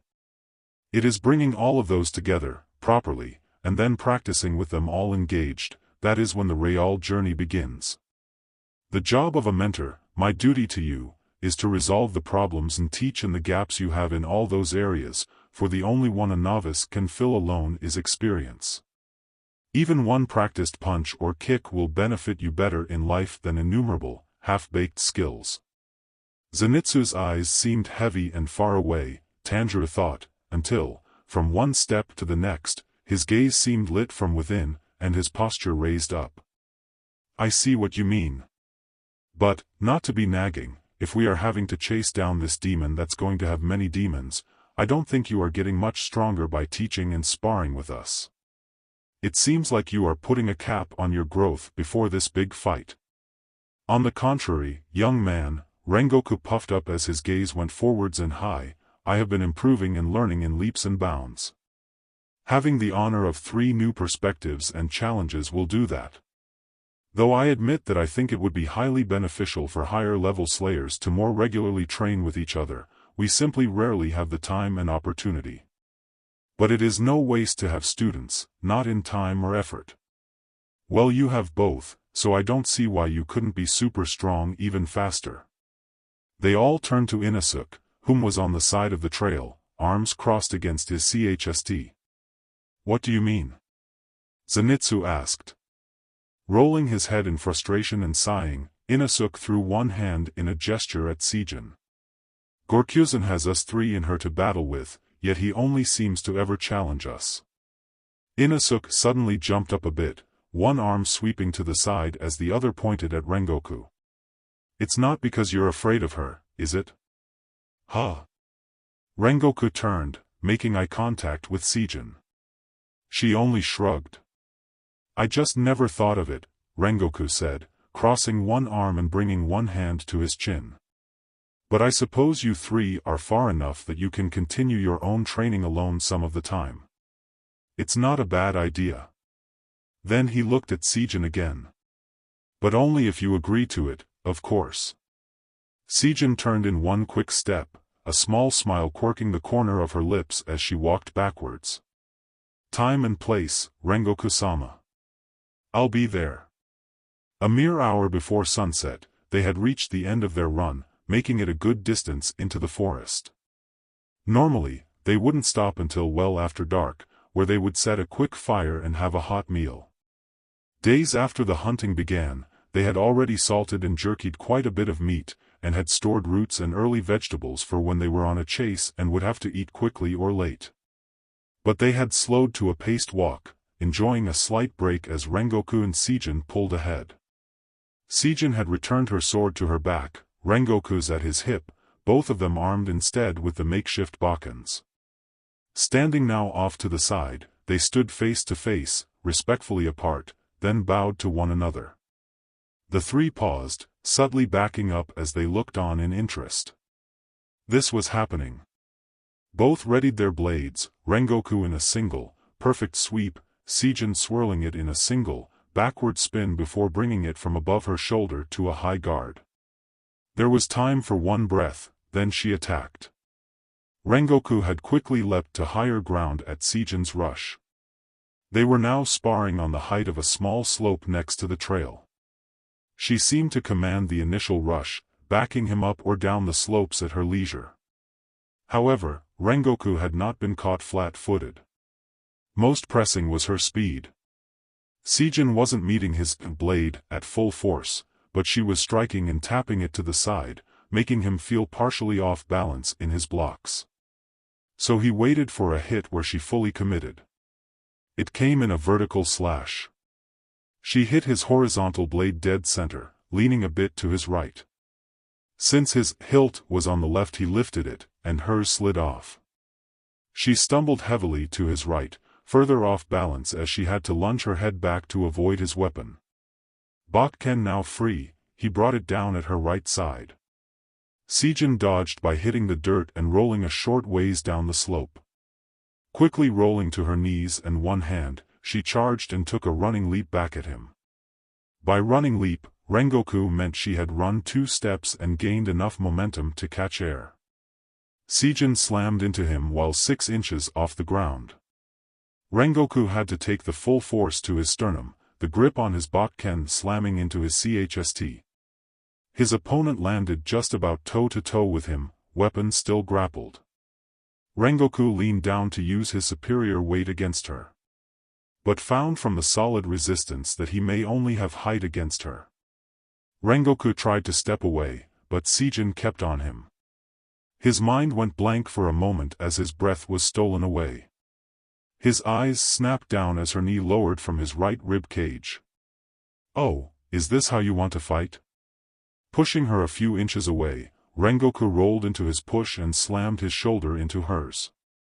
Seijin slipped down the slope again, backing away and circling him to equal ground.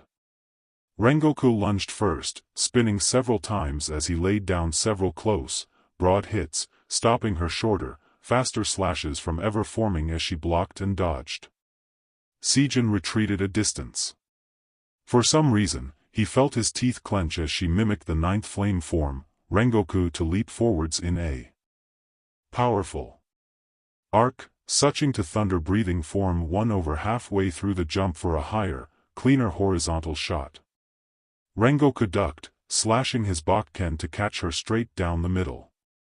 Seijin spun, his blade only catching her a bit on the thigh. She landed strong on her side, reared up and aimed for his head. He ducked, both of them on the ground, both of them rolling away and to their feet. Rengoku felt his brow set and pinched, gaze heated. He brought his breathing back to an even cadence, mouth set in a strong line as he braced back harshly. Seijin's brow loosened as she set herself lower. Then, she smiled, and something about the smirking quality made resolve fill his chst. They had both felt out the waters. Now, it was time to fight. They both lunged forwards in a blur. Tanjiro watched in awe as the spar picked up in ferocity. Within minutes, it had picked up in speed to rival the battle with Akaza. This time, Tanjiro could keep track as the fight wove through and on the trees, at times looking like an intense dance, and at other moments looking like one or the other was in full command alone. The small spark of hope and pride that bred faded quickly. He had improved, sure, but I had no idea Sijin was this powerful. Even in this non-life-threatening situation. She wasn't just trained to give a hit. She was built to take one, if it was fast enough to land. And Rengoku-san. Now that Tanjiro recognized exactly what his sensei was doing, could see the flow from one form to the next, done in powerful, balanced poise, blade flickering in innumerable flashes like the very tip of a roaring fire. Tanjiro struggled in training with him like nothing ever before. Even in the battle with Rui, even though he would have lost without Tomioka-san finishing the fight, he had come close. He had been only a fraction of a second slow to truly win. And despite how that stung, Tanjiro had never, ever even had an instant where he matched up to Rengoku. No spar or match had seen a possibility of him measuring up to the man who had spent his life, from childhood to adulthood, training into this ferocious beast, who was currently flexing his ability in what appeared a deadly match, but even now was still a friendly exchange. Neither Sijin nor Rengoku would leave this experience seriously harmed or beaten. They have years of experience on you, one voice said, see where you have come since that day, not even 3 years ago? And look how far you still are, another said, how powerful Rengoku and Sijin must have been at this age, to be this. How do you think you will ever stop people from losing everything to the demons, as you did? Much less avenge your own family? Tanjiro didn't know. As a deep, gaping feeling made itself known in his chest, he turned his attention back to the fight happening in front of him, completely ignoring the depth of that ache, using the spectacle before him, the inhuman exertion being displayed, in place of doing it himself. The combatants slowed for a moment, as Rengoku grabbed Sijin's Bakken at the hilt and pulled, slamming her into himself as he ripped the weapon from her grasp, Sijin bouncing off him and steadying as Rengoku pulled back for a blow. Inosuke fastened his hands around Tanjiro's bicep, subconsciously shaking it as Zenitsu's hands flew to his own face. Perhaps the battle was near its end? Sijin had a brief but powerful feeling of déjà vu as she felt the branch pulled from her grasp, stumbling back. Why, this very situation many years ago is why she threw herself into the art of weaponless combat, after all. She was surprised at the speed his Bakken came down. Sijin had to throw herself into a half-split, the branch whistling as it flew a few feet over her now lowered head. And broke in a shower of splinters as it hit the tree next to them. There was a pause. Both fighters looked at each other in surprise as Sijin stood up. That could have broken her upper arm. Sijin felt the shock and annoyance fade as battle adrenaline surged back into her veins, opportunity bringing anticipation. He dropped the useless, remaining part of the branch, and the second Rengoku's face turned back to harder lines, she struck. Sending her left fist flying, Sijin aimed for his face. Rengoku ducked back, and now the dance had changed. He was able to block and deflect the next series of kicks and hits, and Sijin felt a well of pride when he dropped low, bringing his right fist through her defenses and landing a solid blow to her gut. But she had exhaled quickly, flexing her abdomen and relaxing her spine, absorbing the hit, the ache radiating from her torso easily ignorable. In her periphery Sijin saw the 3 boys. She sighed internally as she stalked Rengoku down for a few steps.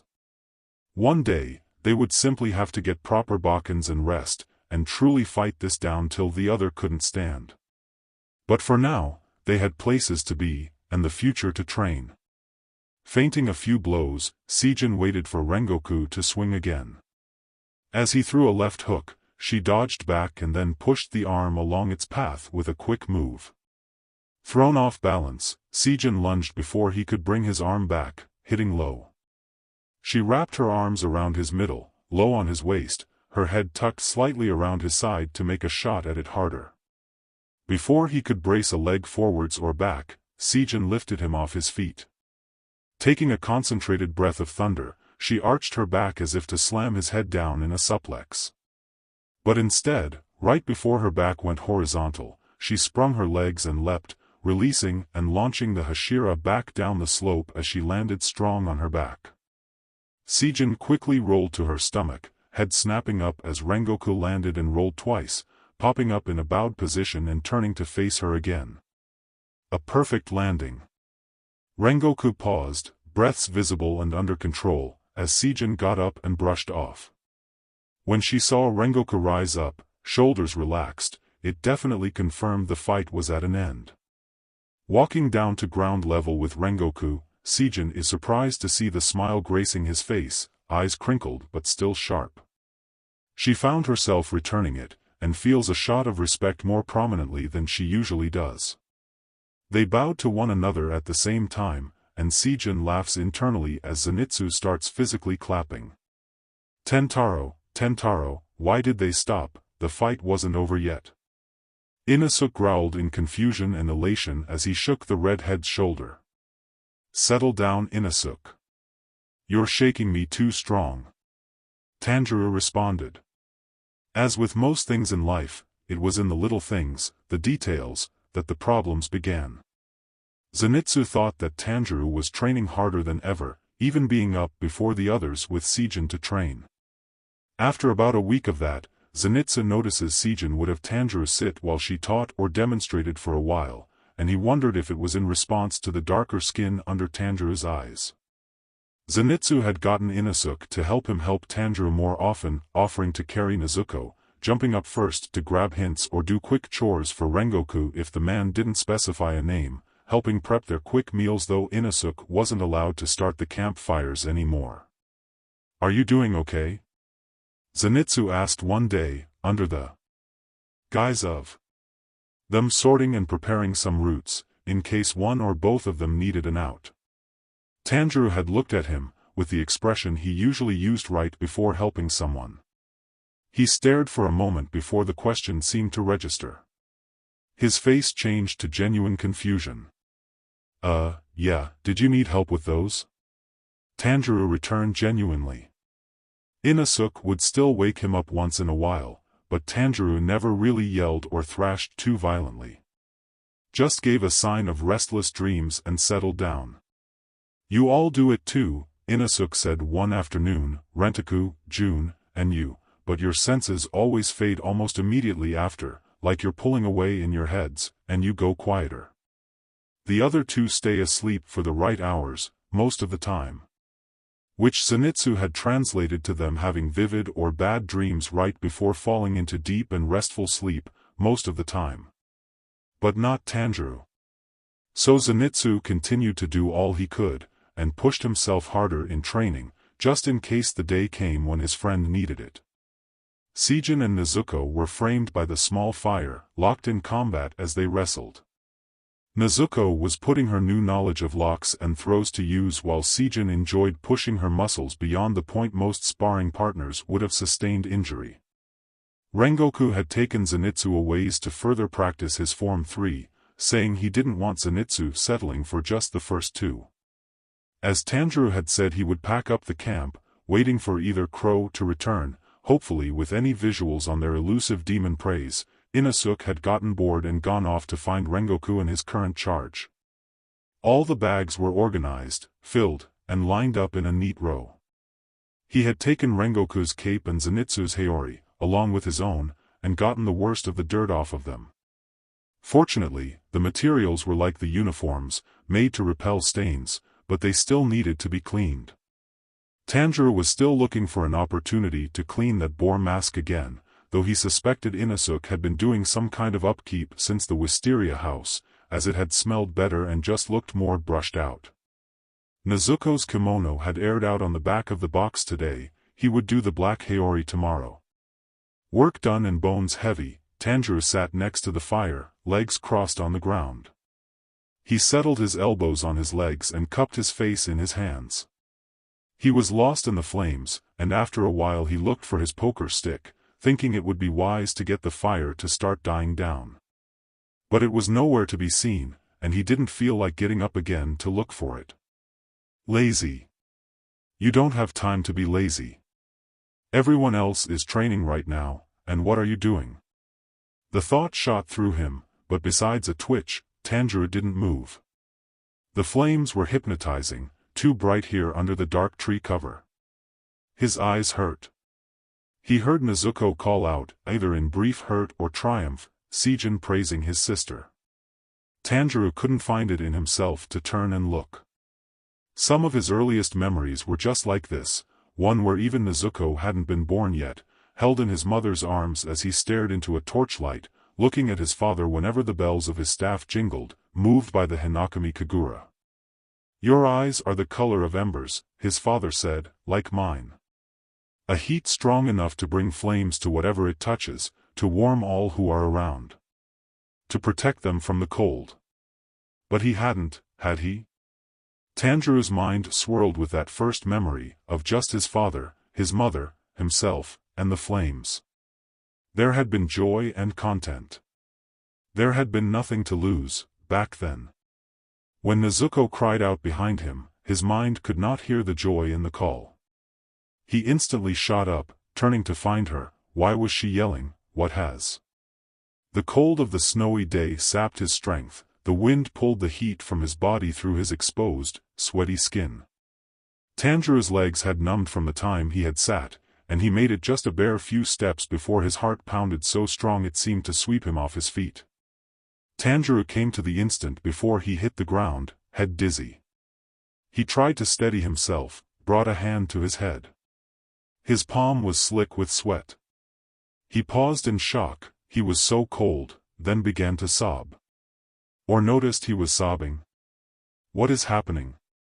I don't understand. Curling pathetically on himself, burying his forehead into the ground, Tanjiro cried uncontrolled, and unsoothed. Takeo, Hanako, Shigeru, Rokuta. Nezuko. Mama. Papa. Seijin saw Tanjiro leap up from his spot by the fire like a man possessed, collapsing almost immediately after. The first choked sob spurred both herself and Nezuko to action, despite that the younger hadn't even seen him fall. Nezuko made it first, eyes panicked as she immediately reached for him. "Wait!" Seijin yelled, pausing the demon girl mid-motion. Seijin listened to the cries, noticed he wasn't curled around anything in particular, the side of his face was free of injury. "He might be injured, but, I think he's having some kind of breakdown," she said. "Touch doesn't always help, so let's take it slow." Nezuko was now unsure. Eyes welling up, she lightly ran one hand down his back, both hands clenching as he jolted with a particularly bad sob. But she did it again, heavier and heavier, over and over. A thin, strong hand buried itself into his hair, a second wrapping around and under his arm, shaking him and trying to roll him over. A third hand joined and then a fourth, these ones thicker and hotter, running down his sides and successfully turning him a bit, feeling his stomach and face and arms checking for injury. A distant, whispering voice said. Anjiro, on a lift, okay." The larger hands lifted him, turning him over, and he was settled against someone. Slowly, he came back to himself. Rengoku? No, the body was female. A small, clawed hand wrapped around him, holding his wrist, as his hand was covering his face, and a head pressed into the side of his neck and face, their chin resting in his shoulder. It felt like cotton had been ripped out of his ears and head. His hand dropped to his chest, and he looked around. Seijin was on the ground, with Tanjiro half in her lap. She had one arm around his waist, the other around his back, his left arm pinned between them. He turned slightly, and Nezuko. She was pressed behind him, one arm gripping his, the other disappearing around Seijin. Her face. Her bamboo muzzle was around her neck, her sweet, young, perfect face exposed, gentle with her closed eyes and slightly squished on his shoulder. He heard the other three crashing through the woods, running closer and barely skidding to a halt in front of the spectacle. He hears Seijin's voice rumble in her chest as she spoke quietly, and as another wave crashed over him, Tanjiro could only hide his face again and cry. When Zenitsu had paused in his drills, tilting his head and shouting, "Tanjiro, Rengoku had assumed it was a demon, as they sprinted the short distance back to camp. This.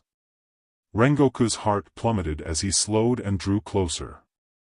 Beside him, Zenitsu looked on in near devastation, hands clenched down high on his chest and eyes already dropping small tears.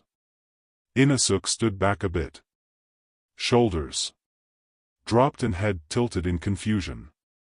He swooped around the fire and knelt in front of his apprentice, looking at Seijin.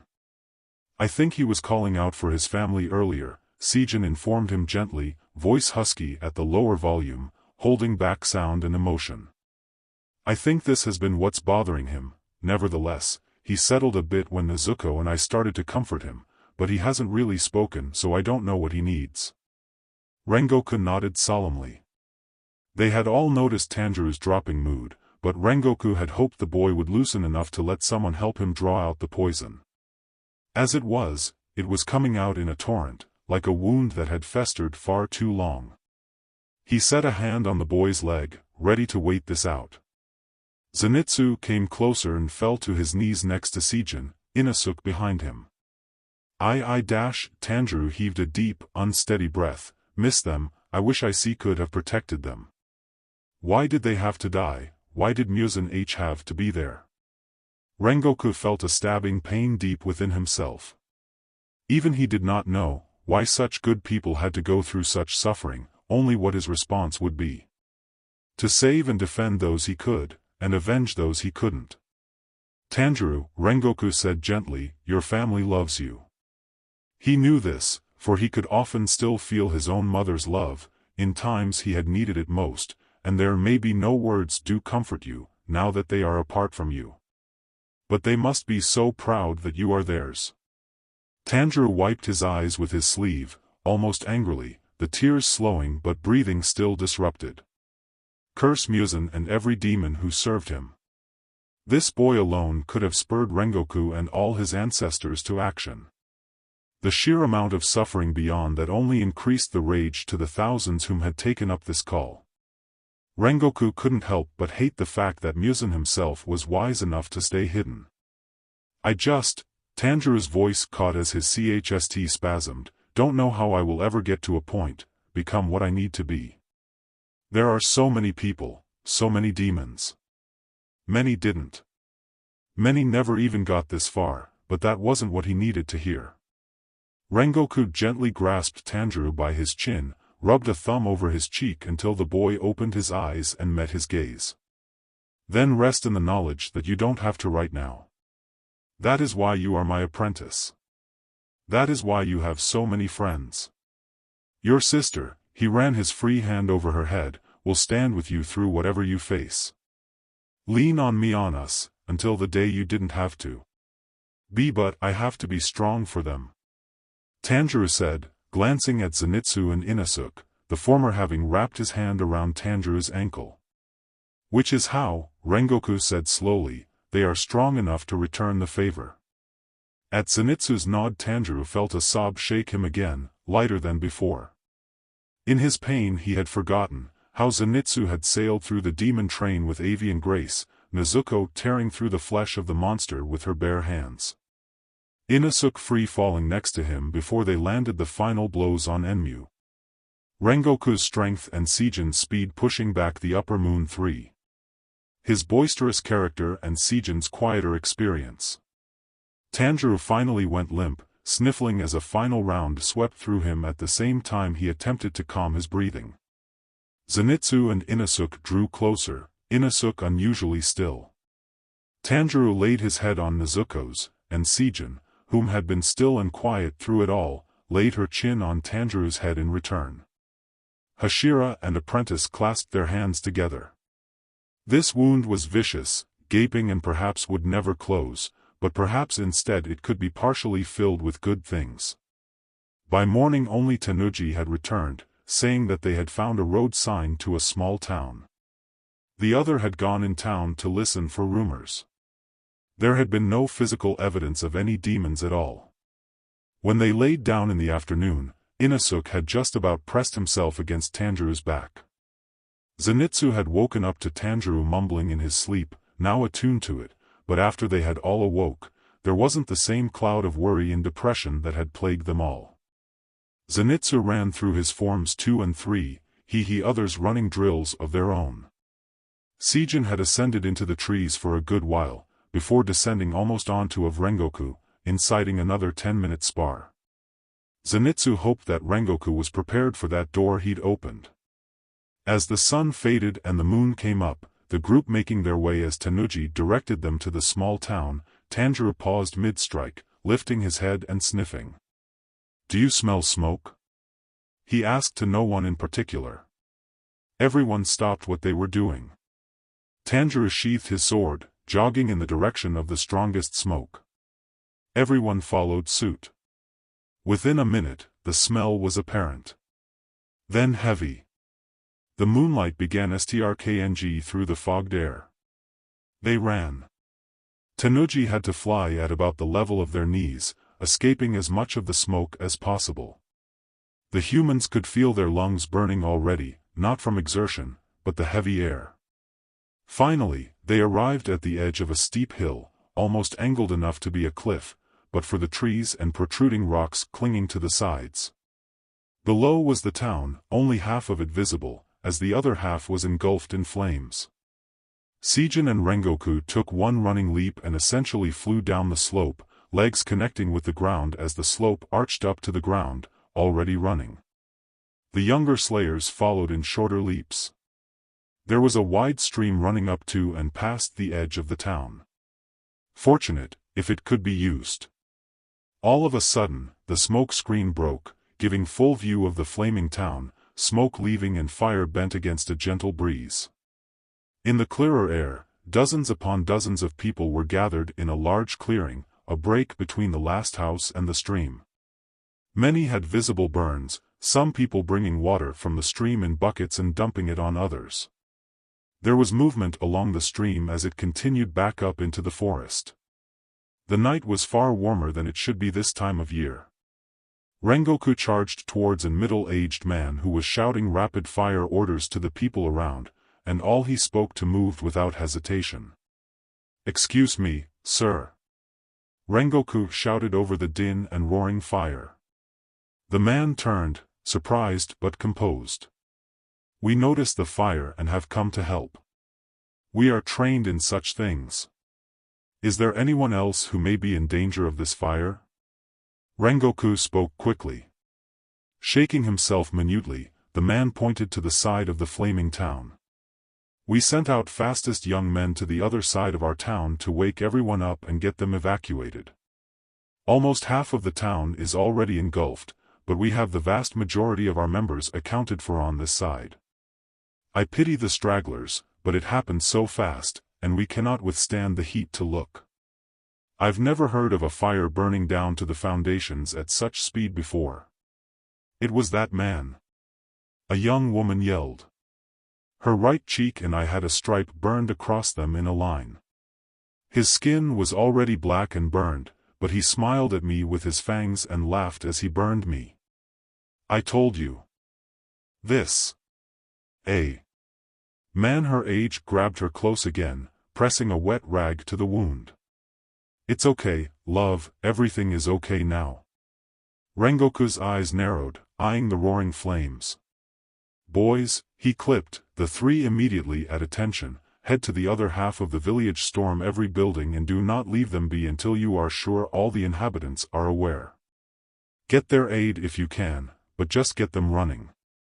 Go." All three shot off, Tanjiro lagging just a moment, getting Nezuko out of her box, grabbing her hand and taking off as he instructed her of their mission. Rengoku unbuckled his pack and emptied his pockets, left with just his uniform, cape and sword, digging through his pack. "You're going in there, aren't you?" Seijin said frantically, digging through her own pack after a moment. "Potential survivor are burning in that blaze, a blaze lit by a cruel and unnatural creature?" "Yes, I'm going in. I may be able to save the other side of the town." Seijin retrieved a pair of LTHR gloves from her pack, which was bigger than the rest of theirs. She quickly threw them at him, before grabbing a long scarf and a piece of ribbon. As he put on the gloves, she jumped behind him, quickly gathering his hair and tying it back, before wrapping the scarf around his head and neck, leaving only his eyes exposed. Before he could charge in, she grabbed his wrist and pulled, leading him 100 feet away to the stream at a breakneck pace. He gasped when she simply dragged him into the water, but he could see why. It was glacially cold from the spring melt. She was already shivering as she splashed him and moved his clothing, ensuring he was fully soaked. As they got out of the water, Sejin squeezed his shoulder. "If you take too long, I'm going in after you." Then she pushed him again, and he was racing to the village, looking for an entrance, water flying behind him like a low rain. Sejin paused a second, heart racing. She quickly returned to her pack, grabbing her medical supplies and bringing them to the top, resetting the pack around her hips, but facing her front. She was headed towards the victim with the worst injuries when there was a call. Rengoku's crow appeared, circling down, and she lifted her arm to let him land. Kikuchi have been warned and are mobilizing this way. There was no sign of the Mirage demon, but another demon is at the heart of this blaze. Caw. No backup is within a feasible distance. Sejin sighed, briefly running a hand over the bird in stress. "We have the situation handled. Help me prioritize anyone in danger, then I will assist whomever needs it most." The crow lifted a head, hovering over her shoulder. Rengoku-sama was seen heading into the blaze. "My feathers cannot follow," it said desperately. Sejin looked back at the fire, before nodding solemnly and beginning her work. Inosuke rammed his head through another door. This side of the village had many buildings with multiple floors, so he would run to the top floor first, opening or breaking door after door, yelling, "Fire," at the top of his lungs like Zenitsu had done before. He never stayed long enough to see their reaction after starting awake, simply throwing their windows open to let in the sight of fire or the smell of smoke. Idiots. The animals always ran without anyone yelling at them. Twice the powers of the world had burned away some of his mountain, and everyone ran away from instinct if their bodies were strong enough. These people wouldn't last a month out there. No, a day. One man ran out after him, yelling at him for a moment. But people from the back doors were already charging out, belongings and small ones clutched in their arms. Maybe Inosuke should start at the bottom, closer to the doors. Then instead of the wave from the back it could be more like a line. After a few minutes he was out.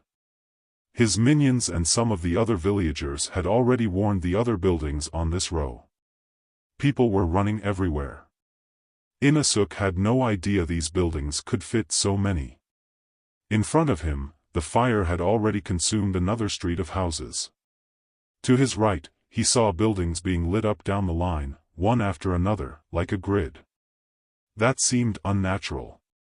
A huge pop was heard at the edge of the fire, and massive sparks and embers shot everywhere. Inosuke went to dodge, but right behind him there was an old man who suddenly tripped. Son of a... Inosuke blinked in surprise as black suddenly overtook his vision, then dropped. Now Nezuko stood there, muzzle falling out of her mouth as she landed, dark Haori held up like a pair of raven's wings. The back still sizzled with some embers. She quickly shook off the fabric, then removed it and threw it over Inosuke's shoulders, as another pop showered the few stragglers on this street as they retreated. The old man was gone now. Inosuke snatched Nezuko's hand and led them deeper into the homes. They both stopped at the next street, looking left and right to see which buildings were not being warned. In front of them were two identical buildings. "You take that one." Inosuke pointed as they ran. "Let's race and see who gets everyone up first." At her serious nod, Inosuke started maniacally laughing. He always knew this minion was the best. Rengoku rounded the left side of the flaming town, peering into any streets or dark spots. There was not a lot of rock and metal this side of town, so it was all going up like a matchbox.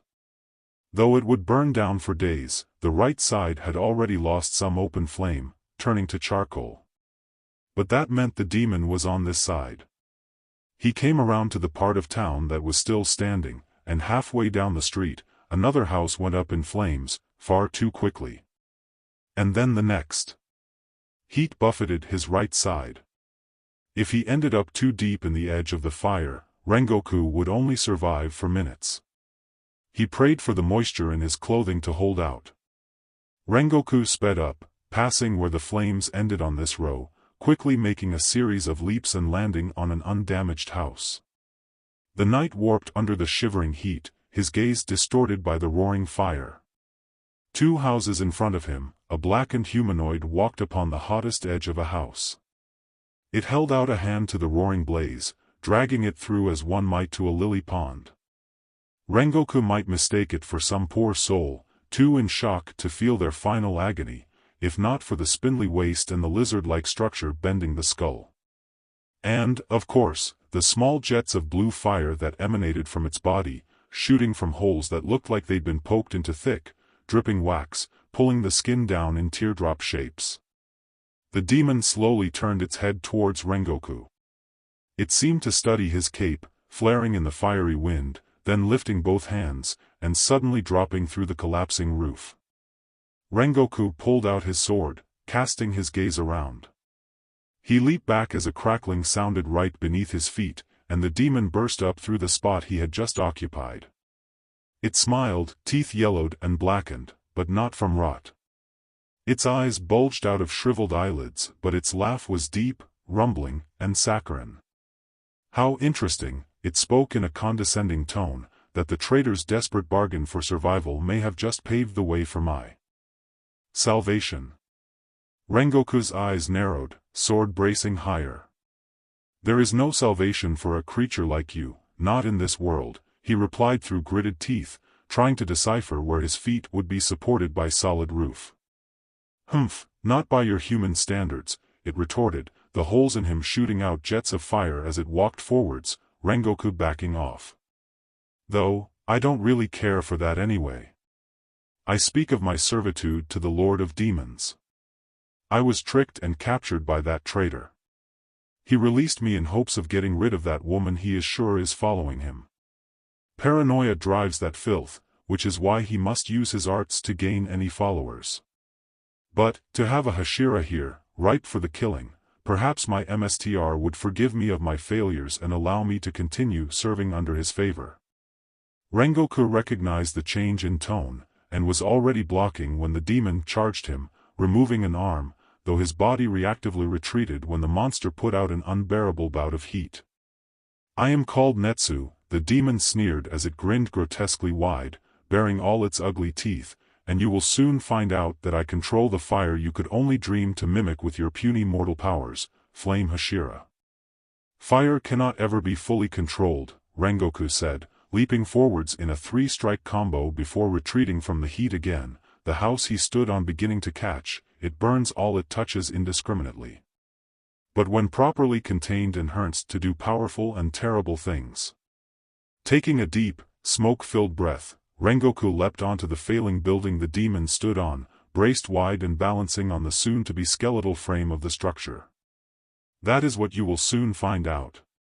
Ignoring the beginnings of the choking smoke in his lungs, Rengoku balanced low and struck. That was the last of her burn ointment, all but her small emergency container.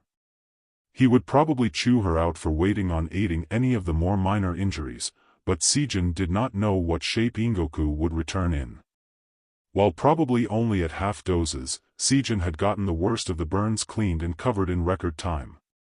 Their watchman deserves a DMN medal, Seijin thought. Already she could see the wave of civilians running around the edge of their former village. Only a few people would scar somewhere regularly visible.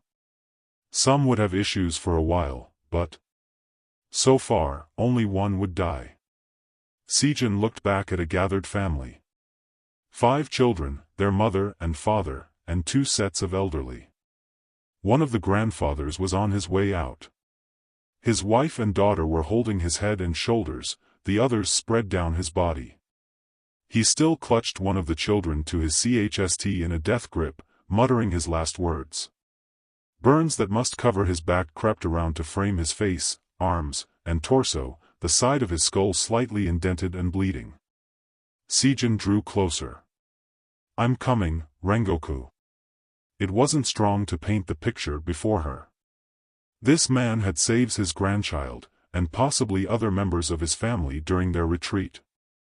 "Let's make this quick." Once she stood over the gathering, she raised a fist in place of a katana.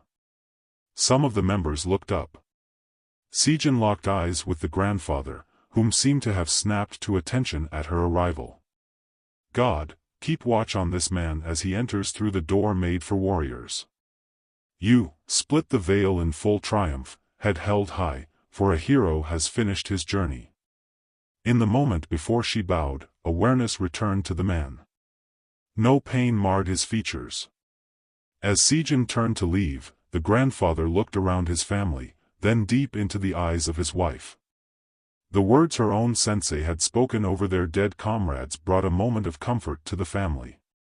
Sejin ran to her pack, repeating the actions she had taken with Rengoku, binding and covering her skin before rushing to the water. Yep, just as cold as before.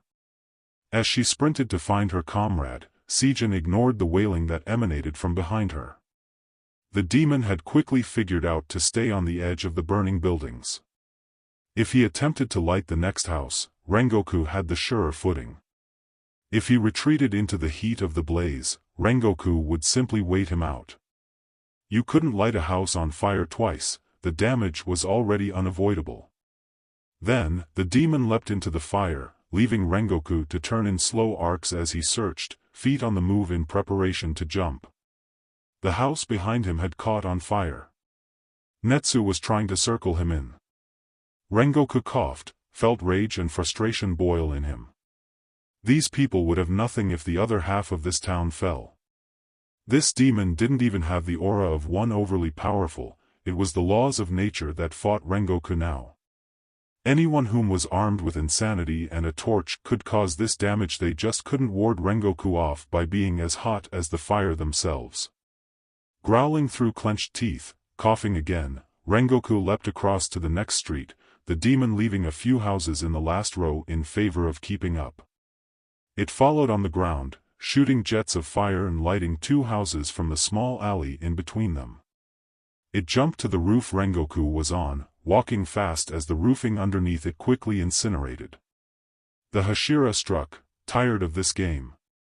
Every time he struck, the air was so hot he would have to close his eyes, lids blinking as they reactively saved his eyes. Only a bit of his interior clothes had any moisture on his front, and some of that was sweat. Every time, Rengoku stayed a second longer, took another blind swing, predicting where the demon was going next. He was fighting his body's reaction to the pain of the heat, his human nature to fear the flames, and this menace of a creature. Every time, he was slowly succeeding.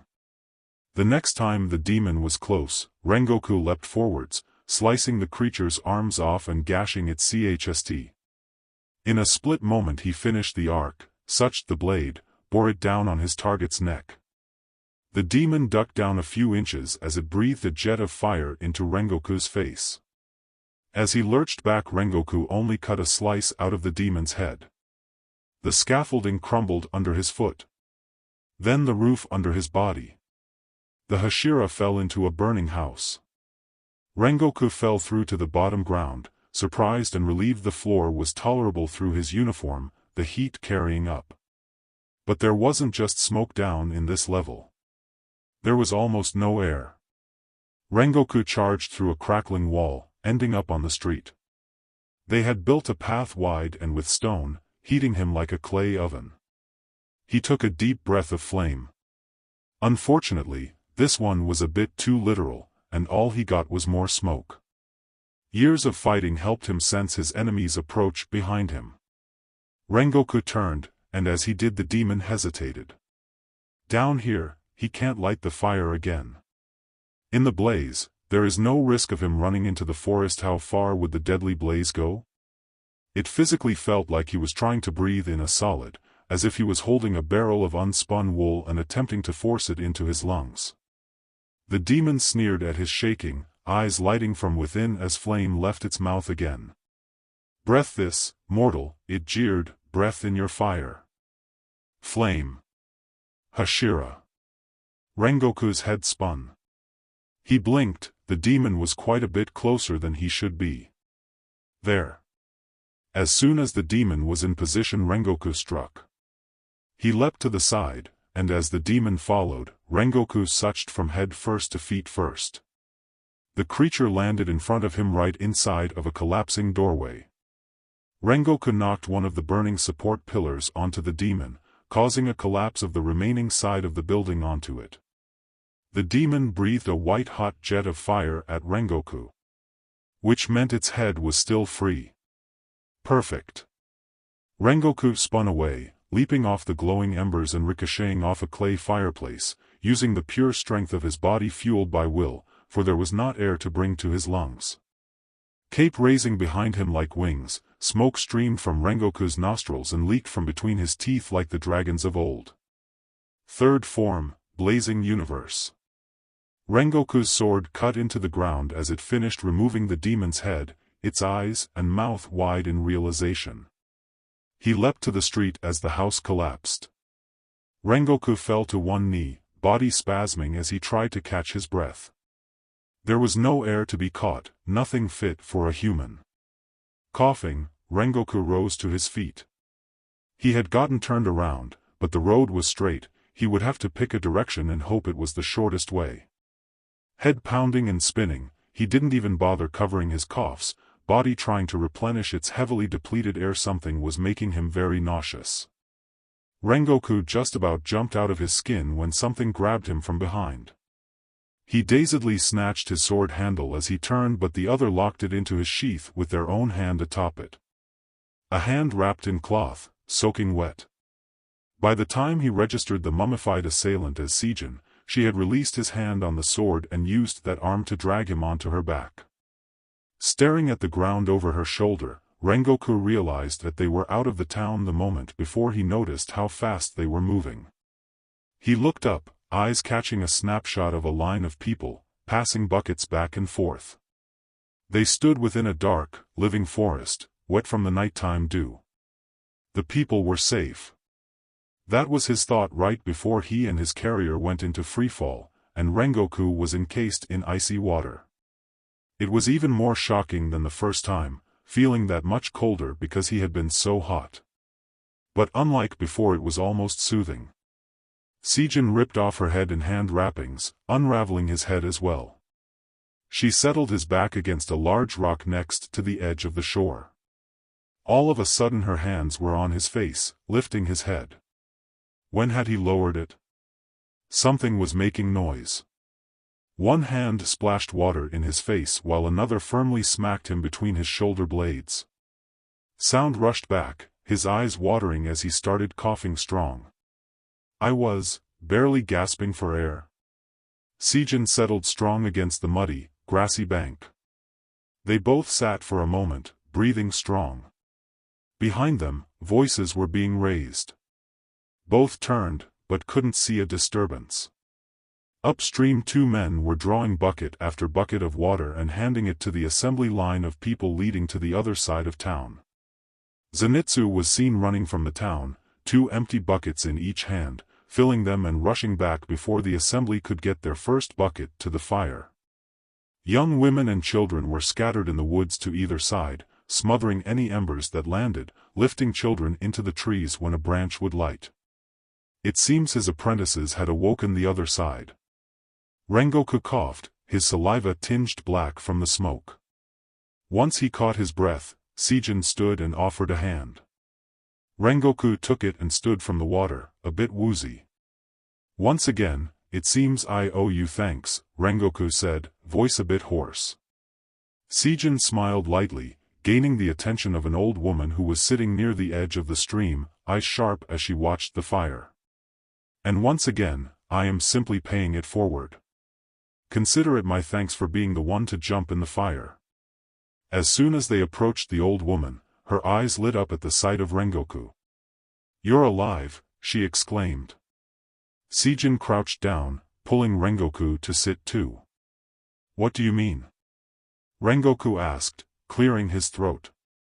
One of the boys over there who was helping with the water saw you facing the person responsible for this fire. He said it looked like some kind of devil, and that you fell in shortly before the flames stopped spreading so badly. Though, he also said you were flying around like some kind of bird, so maybe he exaggerated a bit, but I'm glad to see you all right either way." Before Rengoku could answer, he devolved once again into a fit of coughing. Both women lurched forwards to help at the same time. "If you could watch him while I go help," Sejin implored briefly. Go. I'll keep an eye on him. Smoke can be so strong on the lungs and heart. Here, stretch out like this and lift your head on my lap." With one final look, Sejin was off. Rengoku did as he was told, a wave of dizziness encouraging him to stop for a moment. He laid on his side facing the fire, so grateful to be traveling with a group at the moment. The fire was dying down without his assistance, so he relaxed his chest and began his breathing exercises, focusing deeply, healing deeply, to avoid permanent injury. By morning, the flames were gone, water was being used to cool the embers, and trees were strategically felled as the people began to build again. 5 Kikuchi had arrived 2 hours before dawn with better medical supplies and an offer to search the ashes for any people. Rengoku had also offered to stay for the day and help. But the town council had refused all but the extra medical aid. "We are a relatively new settlement, out here by ourselves, with people from across the country. This will be our opportunity to truly become the people of this town, building our bonds and homes again," their leader had said. And so, the Slayers continued on to the port. "It's been a rough 2 days, nights," Tanjiro thought, feeling a bit of a blush as they traveled through the woods. That had been one hell of an episode, but he did feel better. Sorta. However, everyone has been so kind. Except for Inosuke, most things were already back to normal. No one seemed to be looking down on him. Inosuke wasn't either, but he just kept staring. Ahead, Rengoku looked behind, waving Tanjiro closer. As he drew parallel his sensei, Rengoku stepped close, holding one of their practice swords secretly in his hand, hidden by his cloak. Inosuke and Zenitsu had the others. "I was wondering," Rengoku said quietly for him, "anyway, how confident you feel in the flame forms. Do you feel you have melded them well with your Kaguras?" Tanjiro nodded, hopping over a large log in time with Rengoku. The traditional flame tends to utilize getting its strength from a grounded position. My Hinakami Kagura has many of its moves meant for being in the air. I'm tending to start off with the flame forms, to kick off or power up a hit, and am switching at the end to the Kaguras to finish the blow. However, Tanjiro lowered his head, shoulders tensing and drawing up a bit. "In actual combat I'm still mostly relying on my water forms. I haven't collapsed again. But I'm pretty tired and out of it when I do a water to Kagura SWCH, and have not done a flame to Kagura SWCH at full speed yet." Rengoku nodded, face bright in his signature smile. "Then you are progressing quickly. As I told Zenitsu, growth takes consistency, but reveals itself in leaps and bounds." Tanjiro took a deep breath, trying to disguise a sigh. He didn't realize his head was hanging slightly until Rengoku clapped a hand over his shoulder. His mentor was looking down into his eye. "Do not worry," Rengoku said, surprisingly gentle, "I am very glad to have chosen you as my Tsugoku. You have truly proven your strength to me in these last days." Tanjiro felt his brow crease. "My strength? But, that night." Rengoku huffed, his hand tightening on Tanjiro's shoulder. "I know it is taught that people are weak for showing their truest emotions. That young men should bear their burdens and terrors in silence. But I do not think that is so. It takes confidence to be vulnerable, and strength, so much strength, Tanjiro, to live your life while carrying such wounds, and more so to do it well.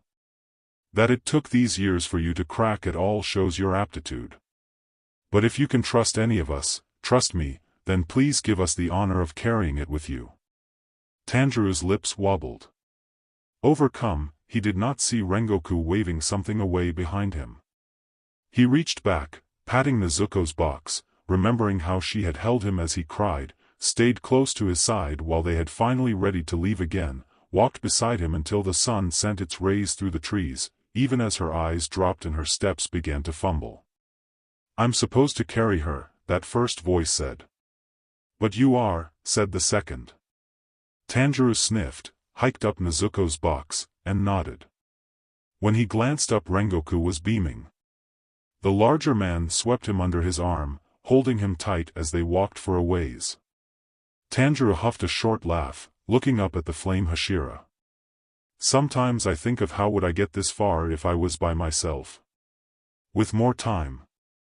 Rengoku's voice had changed, focusing in. "It would be the only way. That is what a mentor is for, young man. To give you that advantage, a push." Rengoku grabbed both his shoulders and spun him around. Inosuke and Zenitsu were approaching with their Bakens, suddenly speeding up as though they had been sneaking before. Without a thought, Tanjiro grabbed the stick Rengoku was handing him, and much to the surprise of those around him, went on the offensive.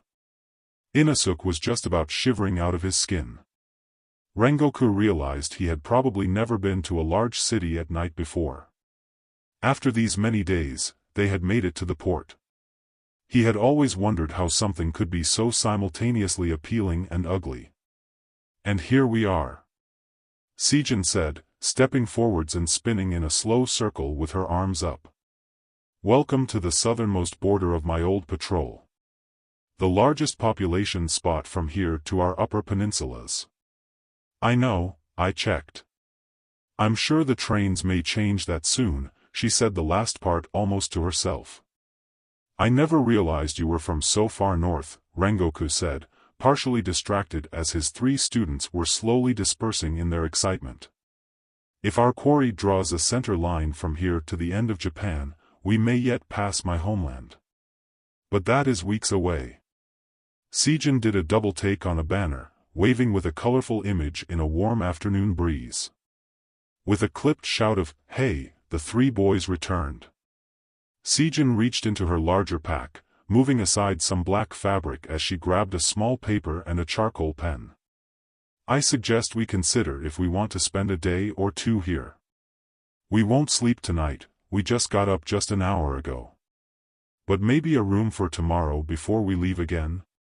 Anyway, I have a few things to address here since I've returned, and I can pick up some of the supply run." The boys listed off their needs. Rengoku stated he would handle the food. Like every city before, Sijin departed. Rengoku kept to the left, seeing which stores they may wish to visit before leaving tomorrow. Rengoku had not remembered it being this difficult when he went into large cities. He preferred the forest and plains when fighting a demon, less collateral, but he had always managed very well in bigger populations. People often responded very well to a big smile and kind words inland, and people had never questioned his sword or general appearance but for that one incident. Cities were supposed to be an in-and-out job. But this night, banners like the one at their entrance had been put up everywhere. The streets had gone from healthy traffic to Tokyo-level crowds. Night had just fallen, and every store, inn, and pleasure house had flung its doors open. In that order. There didn't seem to be districts in the port, everyone was chaotically mashed together. "Yoo-hoo!" A pretty voice called from a balcony, "We have a safe place for your children to stay if you come and join us. Give yourself a break tonight." A few years ago, back when he had been newer to the world, Rengoku had once offhandedly said that he didn't know why women always called to him from these places. Yuzui-san had laughed till tears streamed down his face, running his makeup, and a flustered Tomioka-san had had to explain in his straightforward way. When a fancy woman at ground level had sent a focused look to young Tanjiro, Rengoku had swept his left arm and part of his cape over his wide-eyed Tsugoku. He didn't hide his sharp gaze. For good measure, he pulled Zenitsu closer with a hand wrapped around the back of his Haori. The thunder breather was looking a bit distracted as it was. Inosuke had been missing for some minutes. Sejin was not expected till late tonight, probably mourning with her history. The two crows and the sparrow were off looking for any leads on their mirage demon, be it in passing words or other slayers. He hoped there was a wisteria house around. They might have some information, and somewhere quiet to stay. If these two could wait for the birds, he could go out and look for his lost boar. Inosuke let himself get swept away by the crowds. There were so many people, Inosuke's senses were overwhelmed. He had felt his jaw fall behind his mask many times. Many people smelled of a sharp liquid, and they stumbled around and spoke funny. Inosuke felt uncomfortable when some of the people drinking the dumb juice started towards him, but disinclined to fight someone who was acting ill. It reminded him of the smell of fruits, when they went rotten in the fall, and the birds that ate them would flap around on the ground instead of in the sky. He had always avoided the bad fruit, wondering if it would do the opposite to him too and make him walk in the sky. The deeper into the crowds he went, the more of a fighting spirit was around. It excited Inosuke he could take all these people on, show them how frail they are in comparison to the mountain god. The air smelled of fish as he drew closer to the side of town that was bordered by a river. The large crowds continued on. No one had challenged him yet, and as Inosuke drew closer to a large building, he realized the people felt more like him when he watched Rengoku and Jun's fight.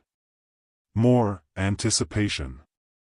He felt uncomfortable going inside these building people made, but it seemed to be where all the excitement was coming from, and he was very curious. His minions would be okay without him. Inosuke was a bit squished in the halls, but there were little pockets in the walls and rooms with open doors. Each one of those only had a few people watching in them, but all of them had 2 or 3 people in common. Men in flashy clothes or breeds alone. One larger room had 2 huge men in only small wrappings that were wrestling in a ring, women on stands that held only sly smiles and faint silks. Finally, it seemed that others realized how deafening and useless clothes could be. No reason to dull your senses when a good run would warm you up. Inosuke was finally pushed to an absolutely gigantic room, one wall extended back like stairs so people could sit over each other, and the rest of the floor space covered in people kneeling or sitting between thick support pillars. Those false lights some of the buildings here used were everywhere. Inosuke stood against one wall, wrapped swords pressing into his back, arms crossed. "I like your mask," a man who was sitting in front of him turned, a bottle of the sharp dumb juice in his hand. "Which fighter are you rooting for?" Inosuke felt his senses brighten. Is this where the best fighters were coming? If the others were in the smaller rooms, they got the big one? That would make sense. Whoever is the strongest. Inosuke yelled, puffing up his chest. The guy in front of him laughed, pumping a fist and turning back around. After the room could fit no more and the voices raised more and more, the sound was cut off by a flurry of drums, going faster and faster. The crowd of people cheered, and as a few minutes of drums boomed a tune, they all slowly fell quiet. Something in Inosuke shouted, "This is it."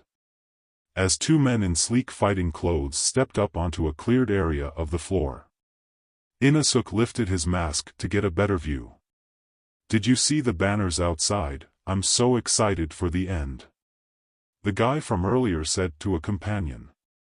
"Guess who showed up to perform in the champion rounds?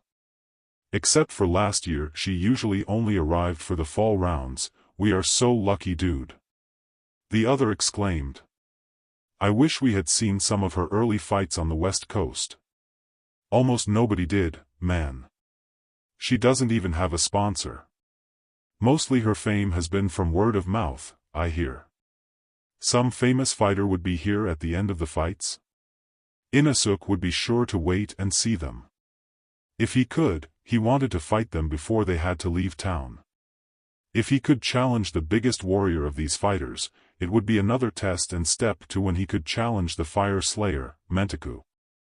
Inosuke settled back with a smirk, as the first 2 contenders bowed and struck.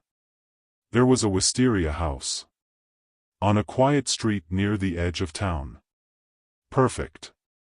They all stood outside for a moment as Tanjiro let Nezuko out of her box. She had been scratching to be released for a few minutes, but Tanjiro had obviously been nervous of letting her out in this city through the more densely populated areas. Her bamboo muzzle was around her neck, as it had been as of late. Just before they all went inside, a familiar figure stepped out of the curtain door. "Yuzui-san. How unexpected to see you here," Rengoku said with a smile and a small laugh. Yuzui's eyes snapped down, and his face equally broke into a grin. "Rengoku-san, what a surprise. Still staying flamboyant, I see." Zenitsu stepped to Rengoku's side as Yuzui crossed his massive arms and looked over at the siblings. "Ah, I see the Kamitos are still thriving. Tell me, Rengoku, I thought he was a user of the water forms?" "Young Tanjiro is currently practicing 3 different forms, one of which is water." Yuzui threw his head back and laughed. "You don't seem to have much luck with Tsugoku staying ablaze, huh? At least training up other slayers in a form different from your own is pretty flamboyant. Come, Rengoku, I have to leave in a moment, let's talk." Rengoku nodded, turning to his current 3 charges. "Tanjiro, Zenitsu, Nezuko. Head into the Wisteria house for some dinner.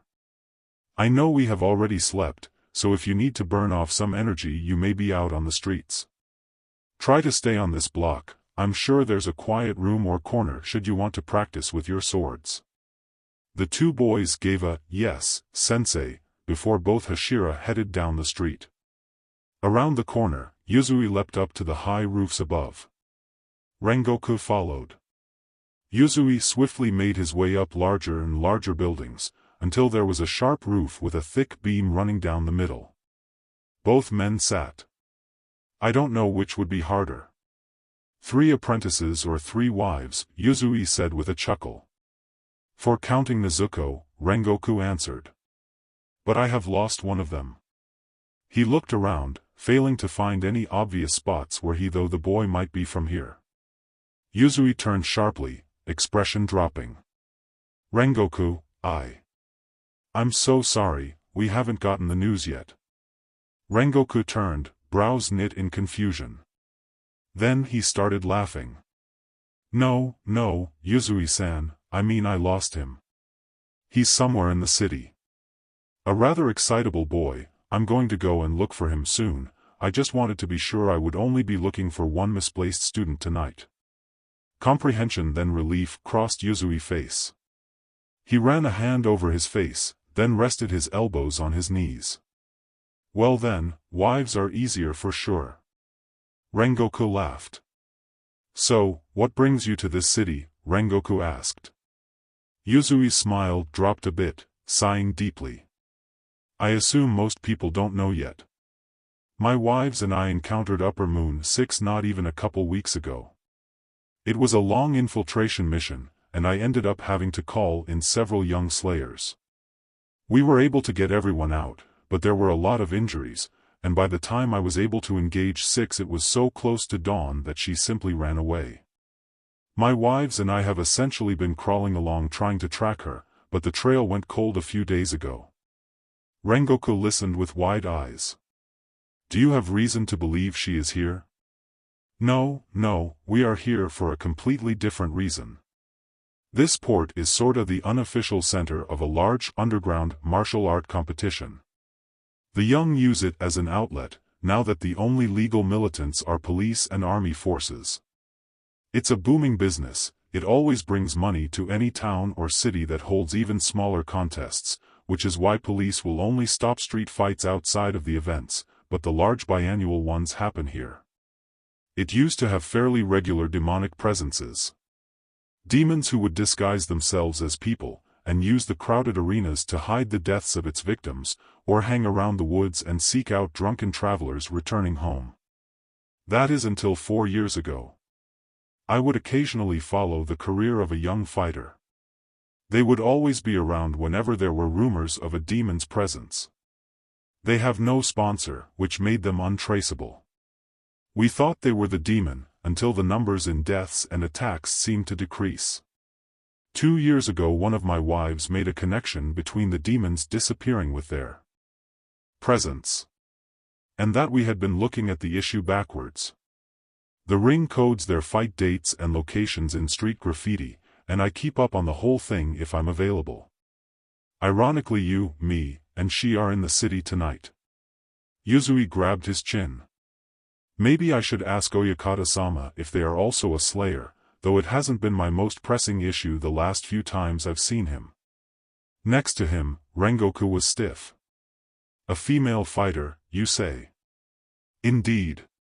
My wife Suma saw her in action while the rest of us were patrolling on the outside, and she said it was some of the most impressive hand-to-hand displays she'd ever seen. Wheels were turning in Rengoku's head. He decided to put a pin in it until after this conversation. By the way, Yuzui said, where is your female? The convict you have with you? I have a few places in mind, should I have to guess, Rengoku thought to himself. She is out doing some of the supply run, and, whatever it is she does. You let her run around freely. Yuzui loomed over him a bit. Rengoku-san, I understand she was very helpful with the Upper Moon 3, and maybe even saved your life, but since you took responsibility for her, if she pulls something or runs away, that is going to fall on your head. Rengoku kept his eyes fixed forwards. I am not quite sure how to explain it right now, but there is more to her story than what we have heard. I can see how you'd think that, with her twisting her side of it for a couple months now. She hasn't, actually, Rengoku cut him off. Seijin has specifically asked me to not bring it up. All I am saying is that the person I thought she was going to be and heard about and the person she had proven herself to be have been very, very different. Different enough that I desired to help her defeat her loose end, this cursed mirage demon, and when the time comes I am willing to give her the benefit of the doubt. She had been trustworthy to help and train and return, so I let her do as she pleased because she desires to see this through honorably. Yuzui was quiet for a moment, before he huffed. Because you are the one saying this I tend to believe it. Part of me wonders if the MSTR gave this allowance because it was you who asked. Rengoku shook his head. He would heed us all. At that Rengoku stood, turning to his larger friend. I am glad you and your wives made it through all right. Yuzui leapt to his feet, hands on his hips.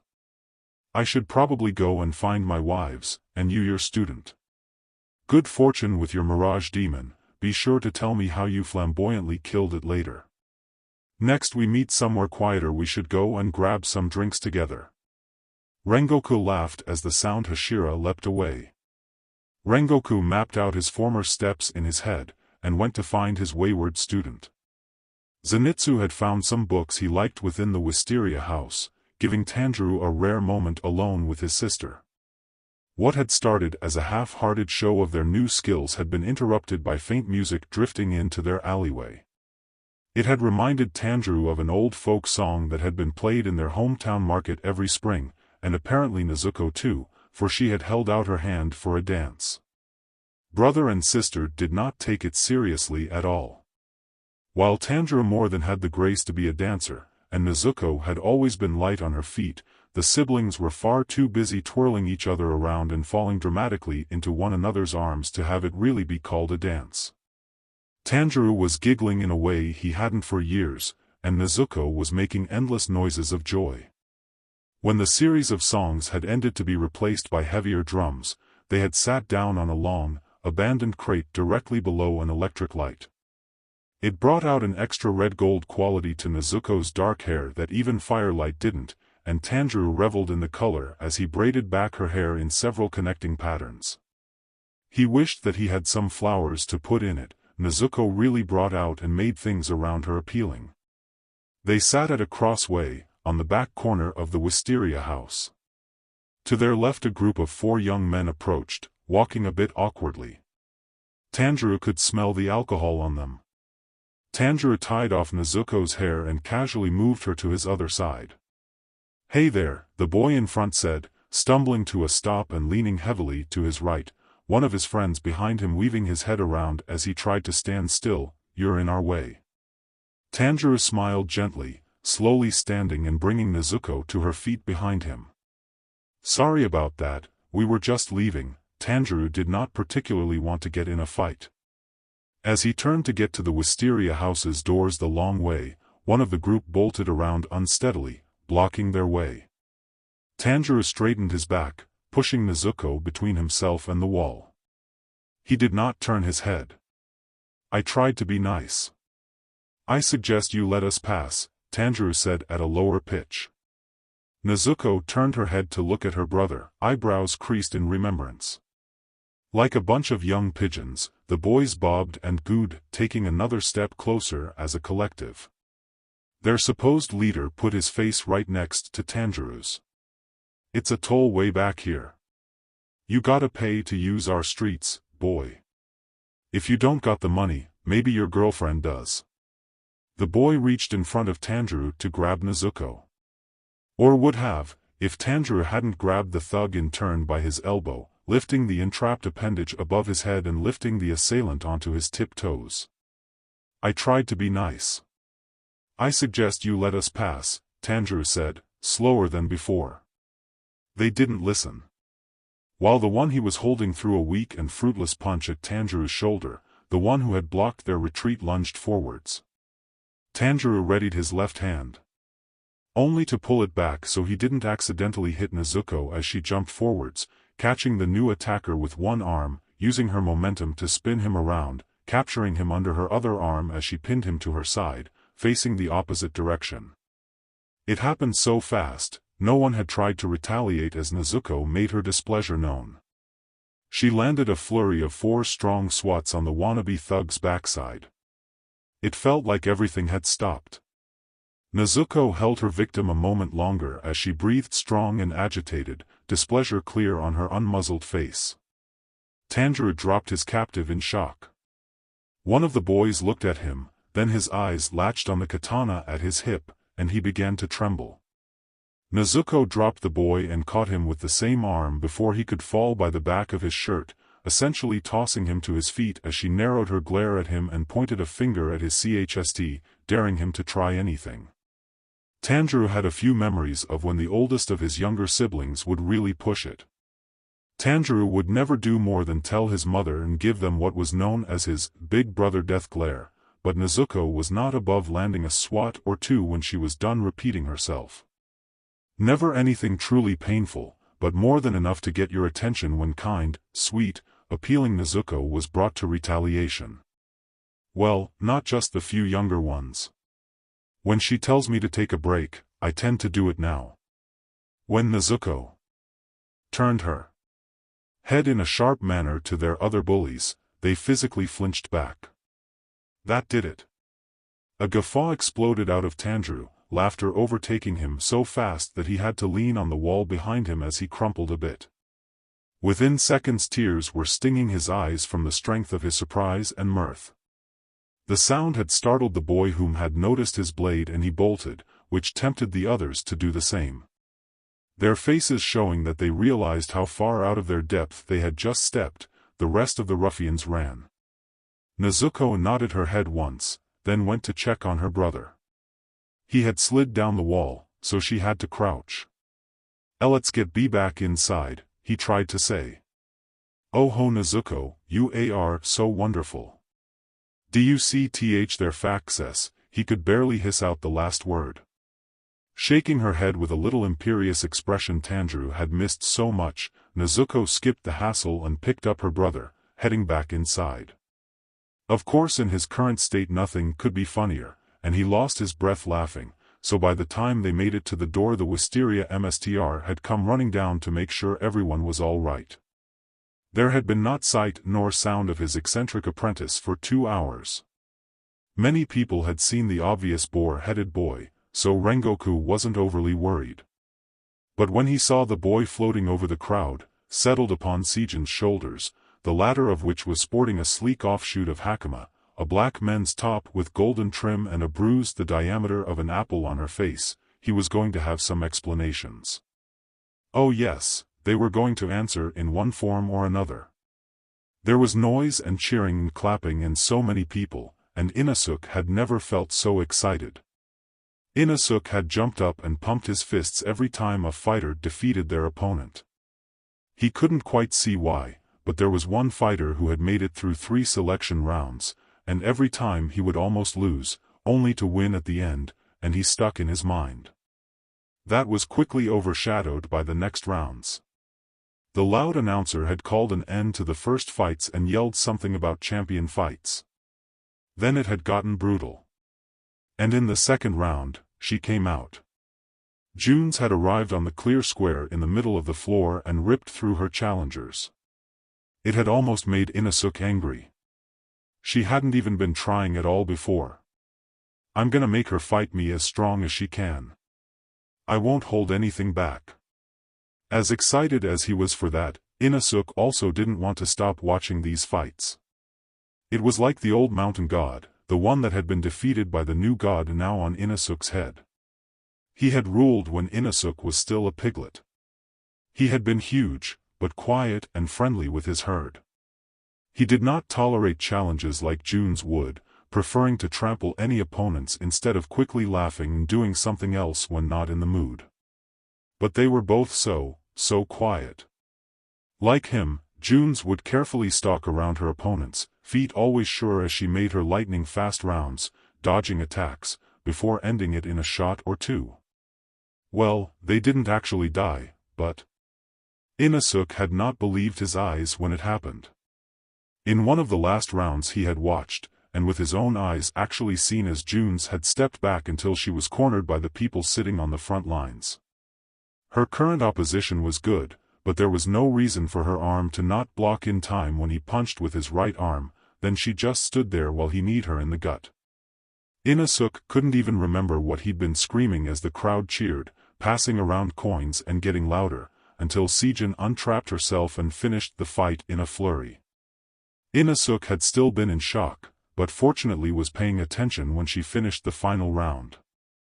Junes and some guy from the first set of fights had received a bag of coins, then the place broke into chaos as people cheered in victory or loudly whined in defeat. Inosuke did not know how she knew he was there, but the people in front of him had parted in a swift line as she crossed the room to him. Now he sat upon her shoulders, outside the building, both grateful and disappointed as the people dispersed and grew quieter. He was running his hands under any banners or flags they passed, feeling a bit tired from the high of the show, legs locked onto Junes as she held him tight. Something seemed to glow in Inosuke's periphery. Gold with shots of red, framed by white.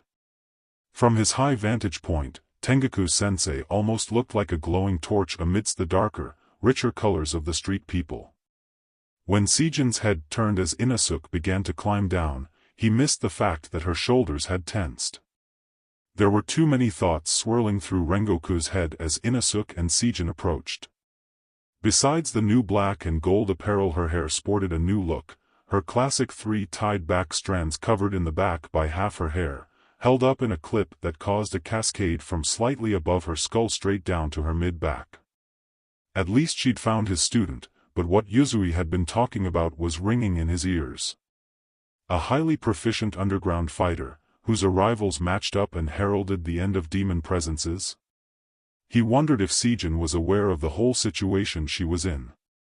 Rengoku couldn't look away from the purpling bruise on Sejin's face as she approached, eyes evasive, Inosuke loud and excited as he climbed down from Sejin's shoulders and started jumping around him.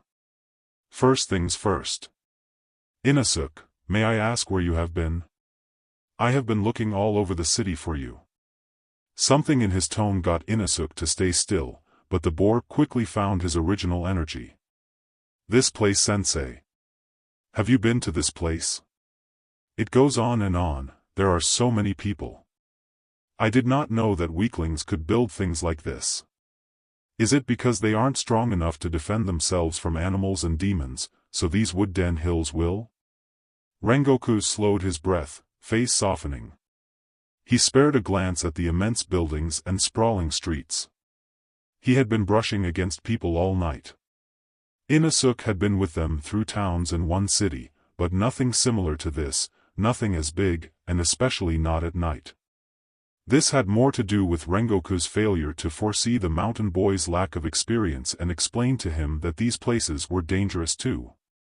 He put his hands on Inosuke's shoulders, taking a deep breath. "I'm glad you are all right. You must understand, young Inosuke, that all cities can be unsafe, and the bigger they are, the more danger they hold." Inosuke tilted his head, crossing his arms. "There are no demons that I have sensed. Do bears or something come through here?" Rengoku stood again, looking up slightly as he gathered his thoughts. "Inosuke, you must know that people aren't always kind or good. Sometimes they become, well, twisted, or dark, and they will prey upon people for their own reasons or gain. I wouldn't want you to have to fight a large number of people and get hurt. I could take them. No untrained human can best me." The slightly sad look in Rengoku's eyes gave the younger man pause. "People don't always come out to fight you face to face. They will try to surprise you or be tricky, sometimes." Rengoku sighed again. "I will teach you more about all of that.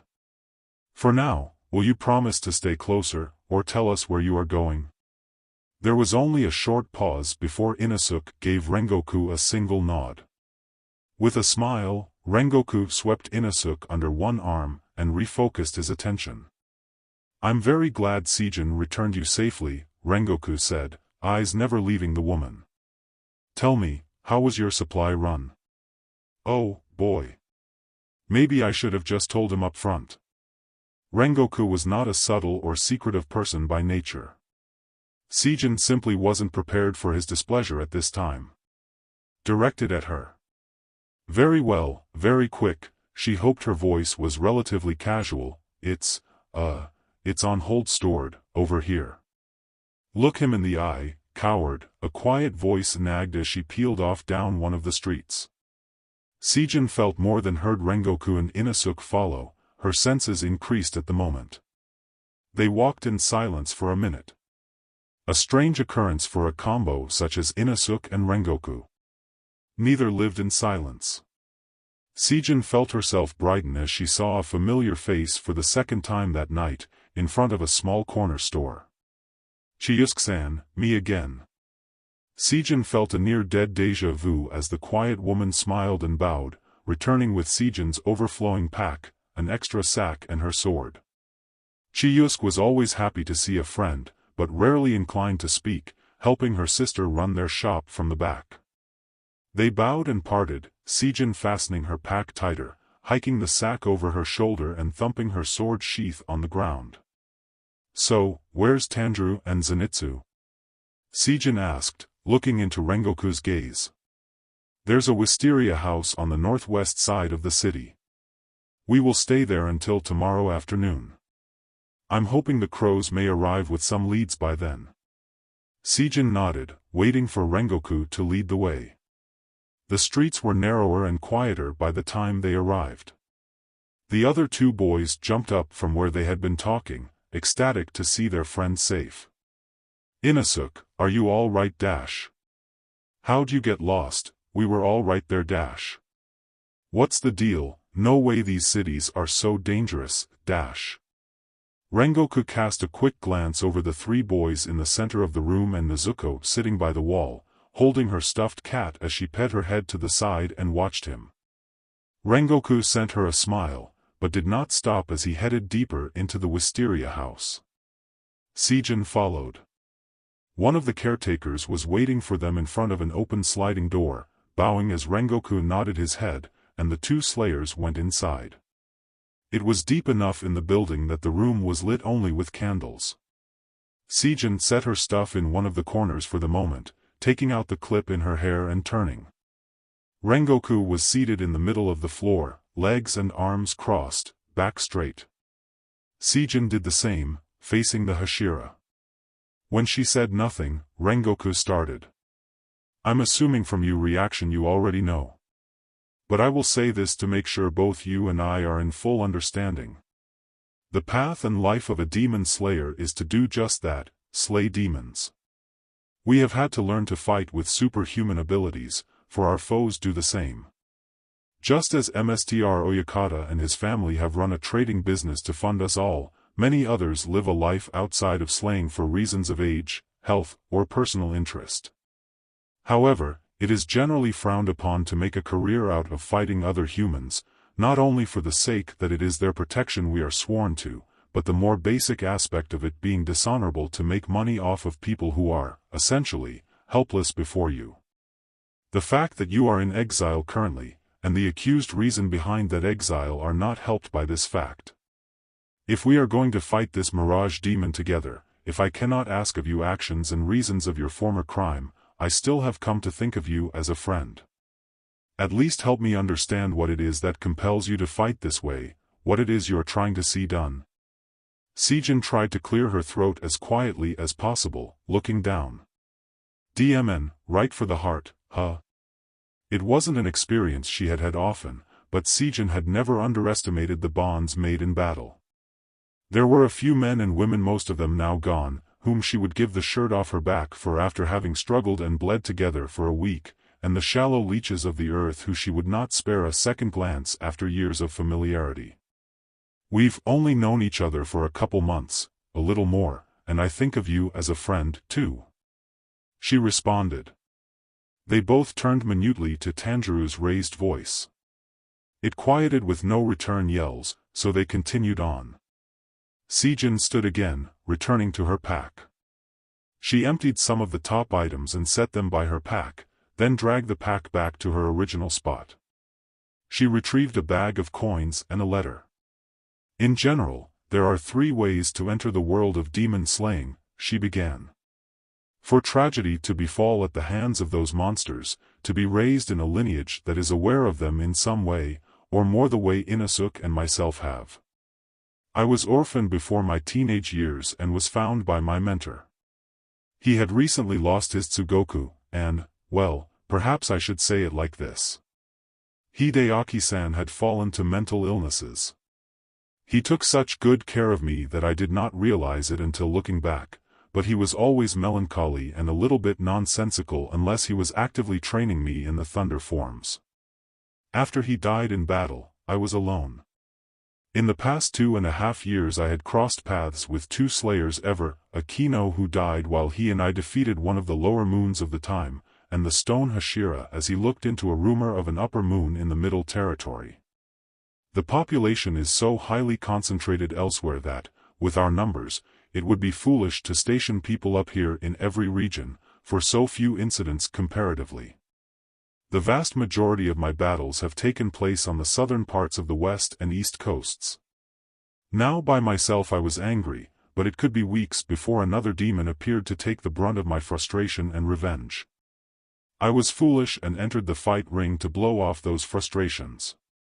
In these rings I surprisingly found many demons who used the violent atmosphere to hide their kills. So it seemed a win for me, but...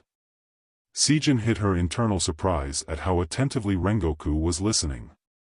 For the first time, I was truly exposed to the cruelty of humans.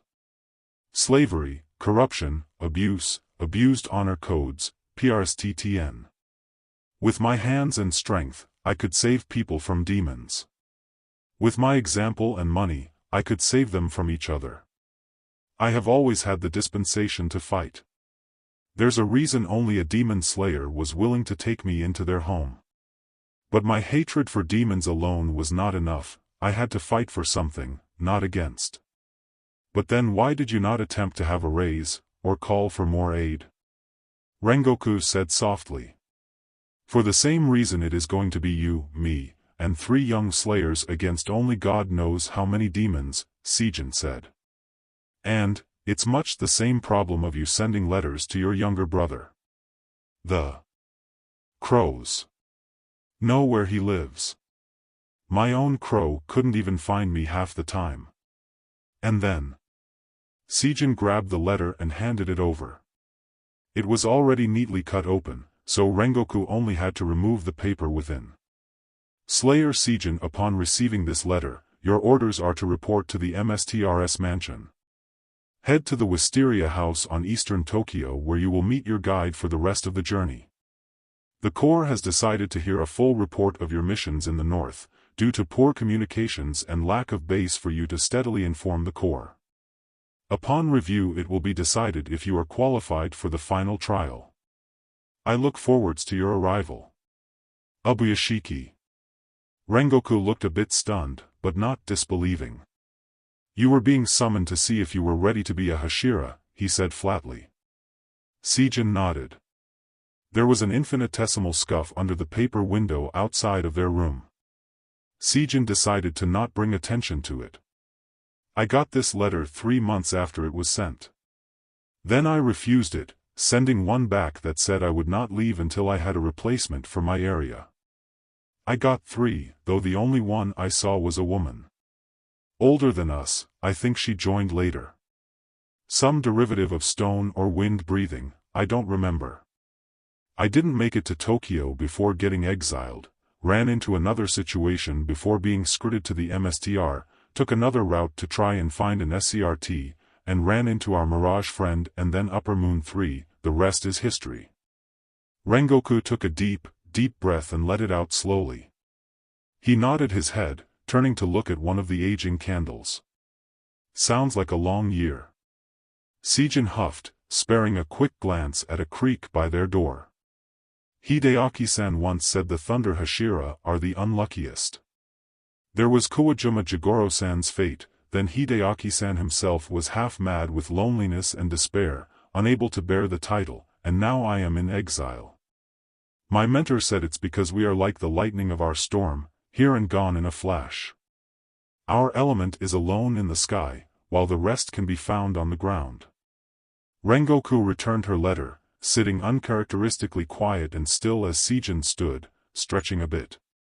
Do not feel pity for me, Sijin said.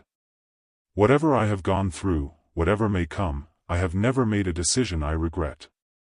Not a big one anyway. I am willing to pay the cost. Rengoku stood then, his face again back to its happier expressions. I cannot say I fully understand the journey you have been on so far, Rengoku said, putting a hand on Sijin's shoulder. But I will continue to try and see it. I do not see evil or selfishness in you, and so I will believe that to cover what I do not know. Sijin did everything humanly possible to keep the stinging behind her eyes, stepping back. Don't you dare. With the distance she bowed to the flame Hashira, and then he turned to leave the room. Wait there just a second, she said, gathering up her things, putting a few items into the sack and others into her pack. As Rengoku looked at her in confusion, she put a finger to her lips and tiptoed to the door. She got her fingertips into the crack of the door, and then slammed it open. I got your things. Sijin yelled almost at the top of her lungs. 4 sets of feet scrambled like newborn pups over the wooden floor, booking it down the hallway as Sijin barreled after them on an overly loud, dramatic fashion. She flashed a big, bright smile over her shoulder as she disappeared after her quarry. Rengoku came to himself and felt his jaw hanging loose. Why, those sneaky little. No one would be tired until late morning due to their schedule and the hype of the night. Tanjiro had had everyone laughing with Nezuko's antics at dinner. Inosuke had stuck close to Sijin still in her black and gold dash, and when Rengoku had left, it had been boys versus girls. They were wrestling in one of the spare training rooms of the house, and with Yuzui gone there was no one to wake up besides. Well, except for Rengoku. He had left to the other side of the house to lay down for a while, more tired on the inside versus resting his body. He rolled to his side and closed his eyes, room dark, only the creaking of the wood around him disturbing the night. Rengoku had been thinking deeply about what Sijin had told him. He had always seen the world in a very clear light, approached and solved everything in the most straightforward way possible. Rengoku had been lovingly teased or greatly praised for that all his life. But without having been there, he had no idea how he would have reacted to any of those situations in Sijin's place. It was clear that she was very attached to her homeland, though it did not sound like she had a home proper. With my hands and strength, I could save people from demons. With my example and money, I could save them from each other, she had said. But once his mind had rolled over the situation a few times, his mind kept coming back to one part. As he drifted a bit, Rengoku thought of a man who had thought himself alone. He thought of the tragedy of Hideaki-san, the almost thunder Hashira, seemingly alone in the north. Rengoku knew responsibility, the weight of being away from his family for months, of traveling through forest and town and plains and not recognizing a single face. He had been alone, but had Rengoku ever truly felt alone? As Rengoku faded into a half-sleep, he thought of a feeling he didn't understand. He thought of a man, strong and handsome, powerful and loved, who had lost his wife too soon. He thought of a man that would come home after being away for months, who traveled those forests and towns and plains, not recognizing a single face on his journey, only to see the two young ones that were a reflection of his own, and over time push them away. Rengoku could see Hideaki in his dreaming mind, sitting on a porch and refusing to find a single soul that might ease his pain, a soul that would give anything to do so if he only asked, but Hideaki had broad shoulders, a booming voice, and golden hair with red tips. He dreamed of a strong man that crumbled under seemingly his own weight, and a small voice inside him wondered why you have to keep it inside for so long. Why it wasn't experiencing pain that killed you, but keeping it inside that did. The heat of summer was announcing itself in louder and louder whispers on the wind. Sijin had been right, it was just forest and deer trails up here. "So, what you said a while back," Rengoku heard Zenitsu not so subtly say to Sijin, "about the thunder Hashira being cursed, does that spread down to all of us?" Sijin sighed, lips twisting in a fond but annoyed smile. She missed a step and ended up with half her weight on the yellow boy, intentionally making it difficult to walk and get her off as they continued. "Zenitsu, first off, that wasn't a conversation you were supposed to hear.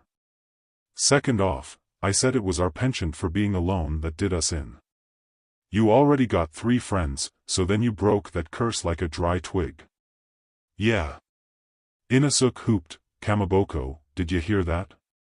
That's how we break the curse on your demon sister. We punch it."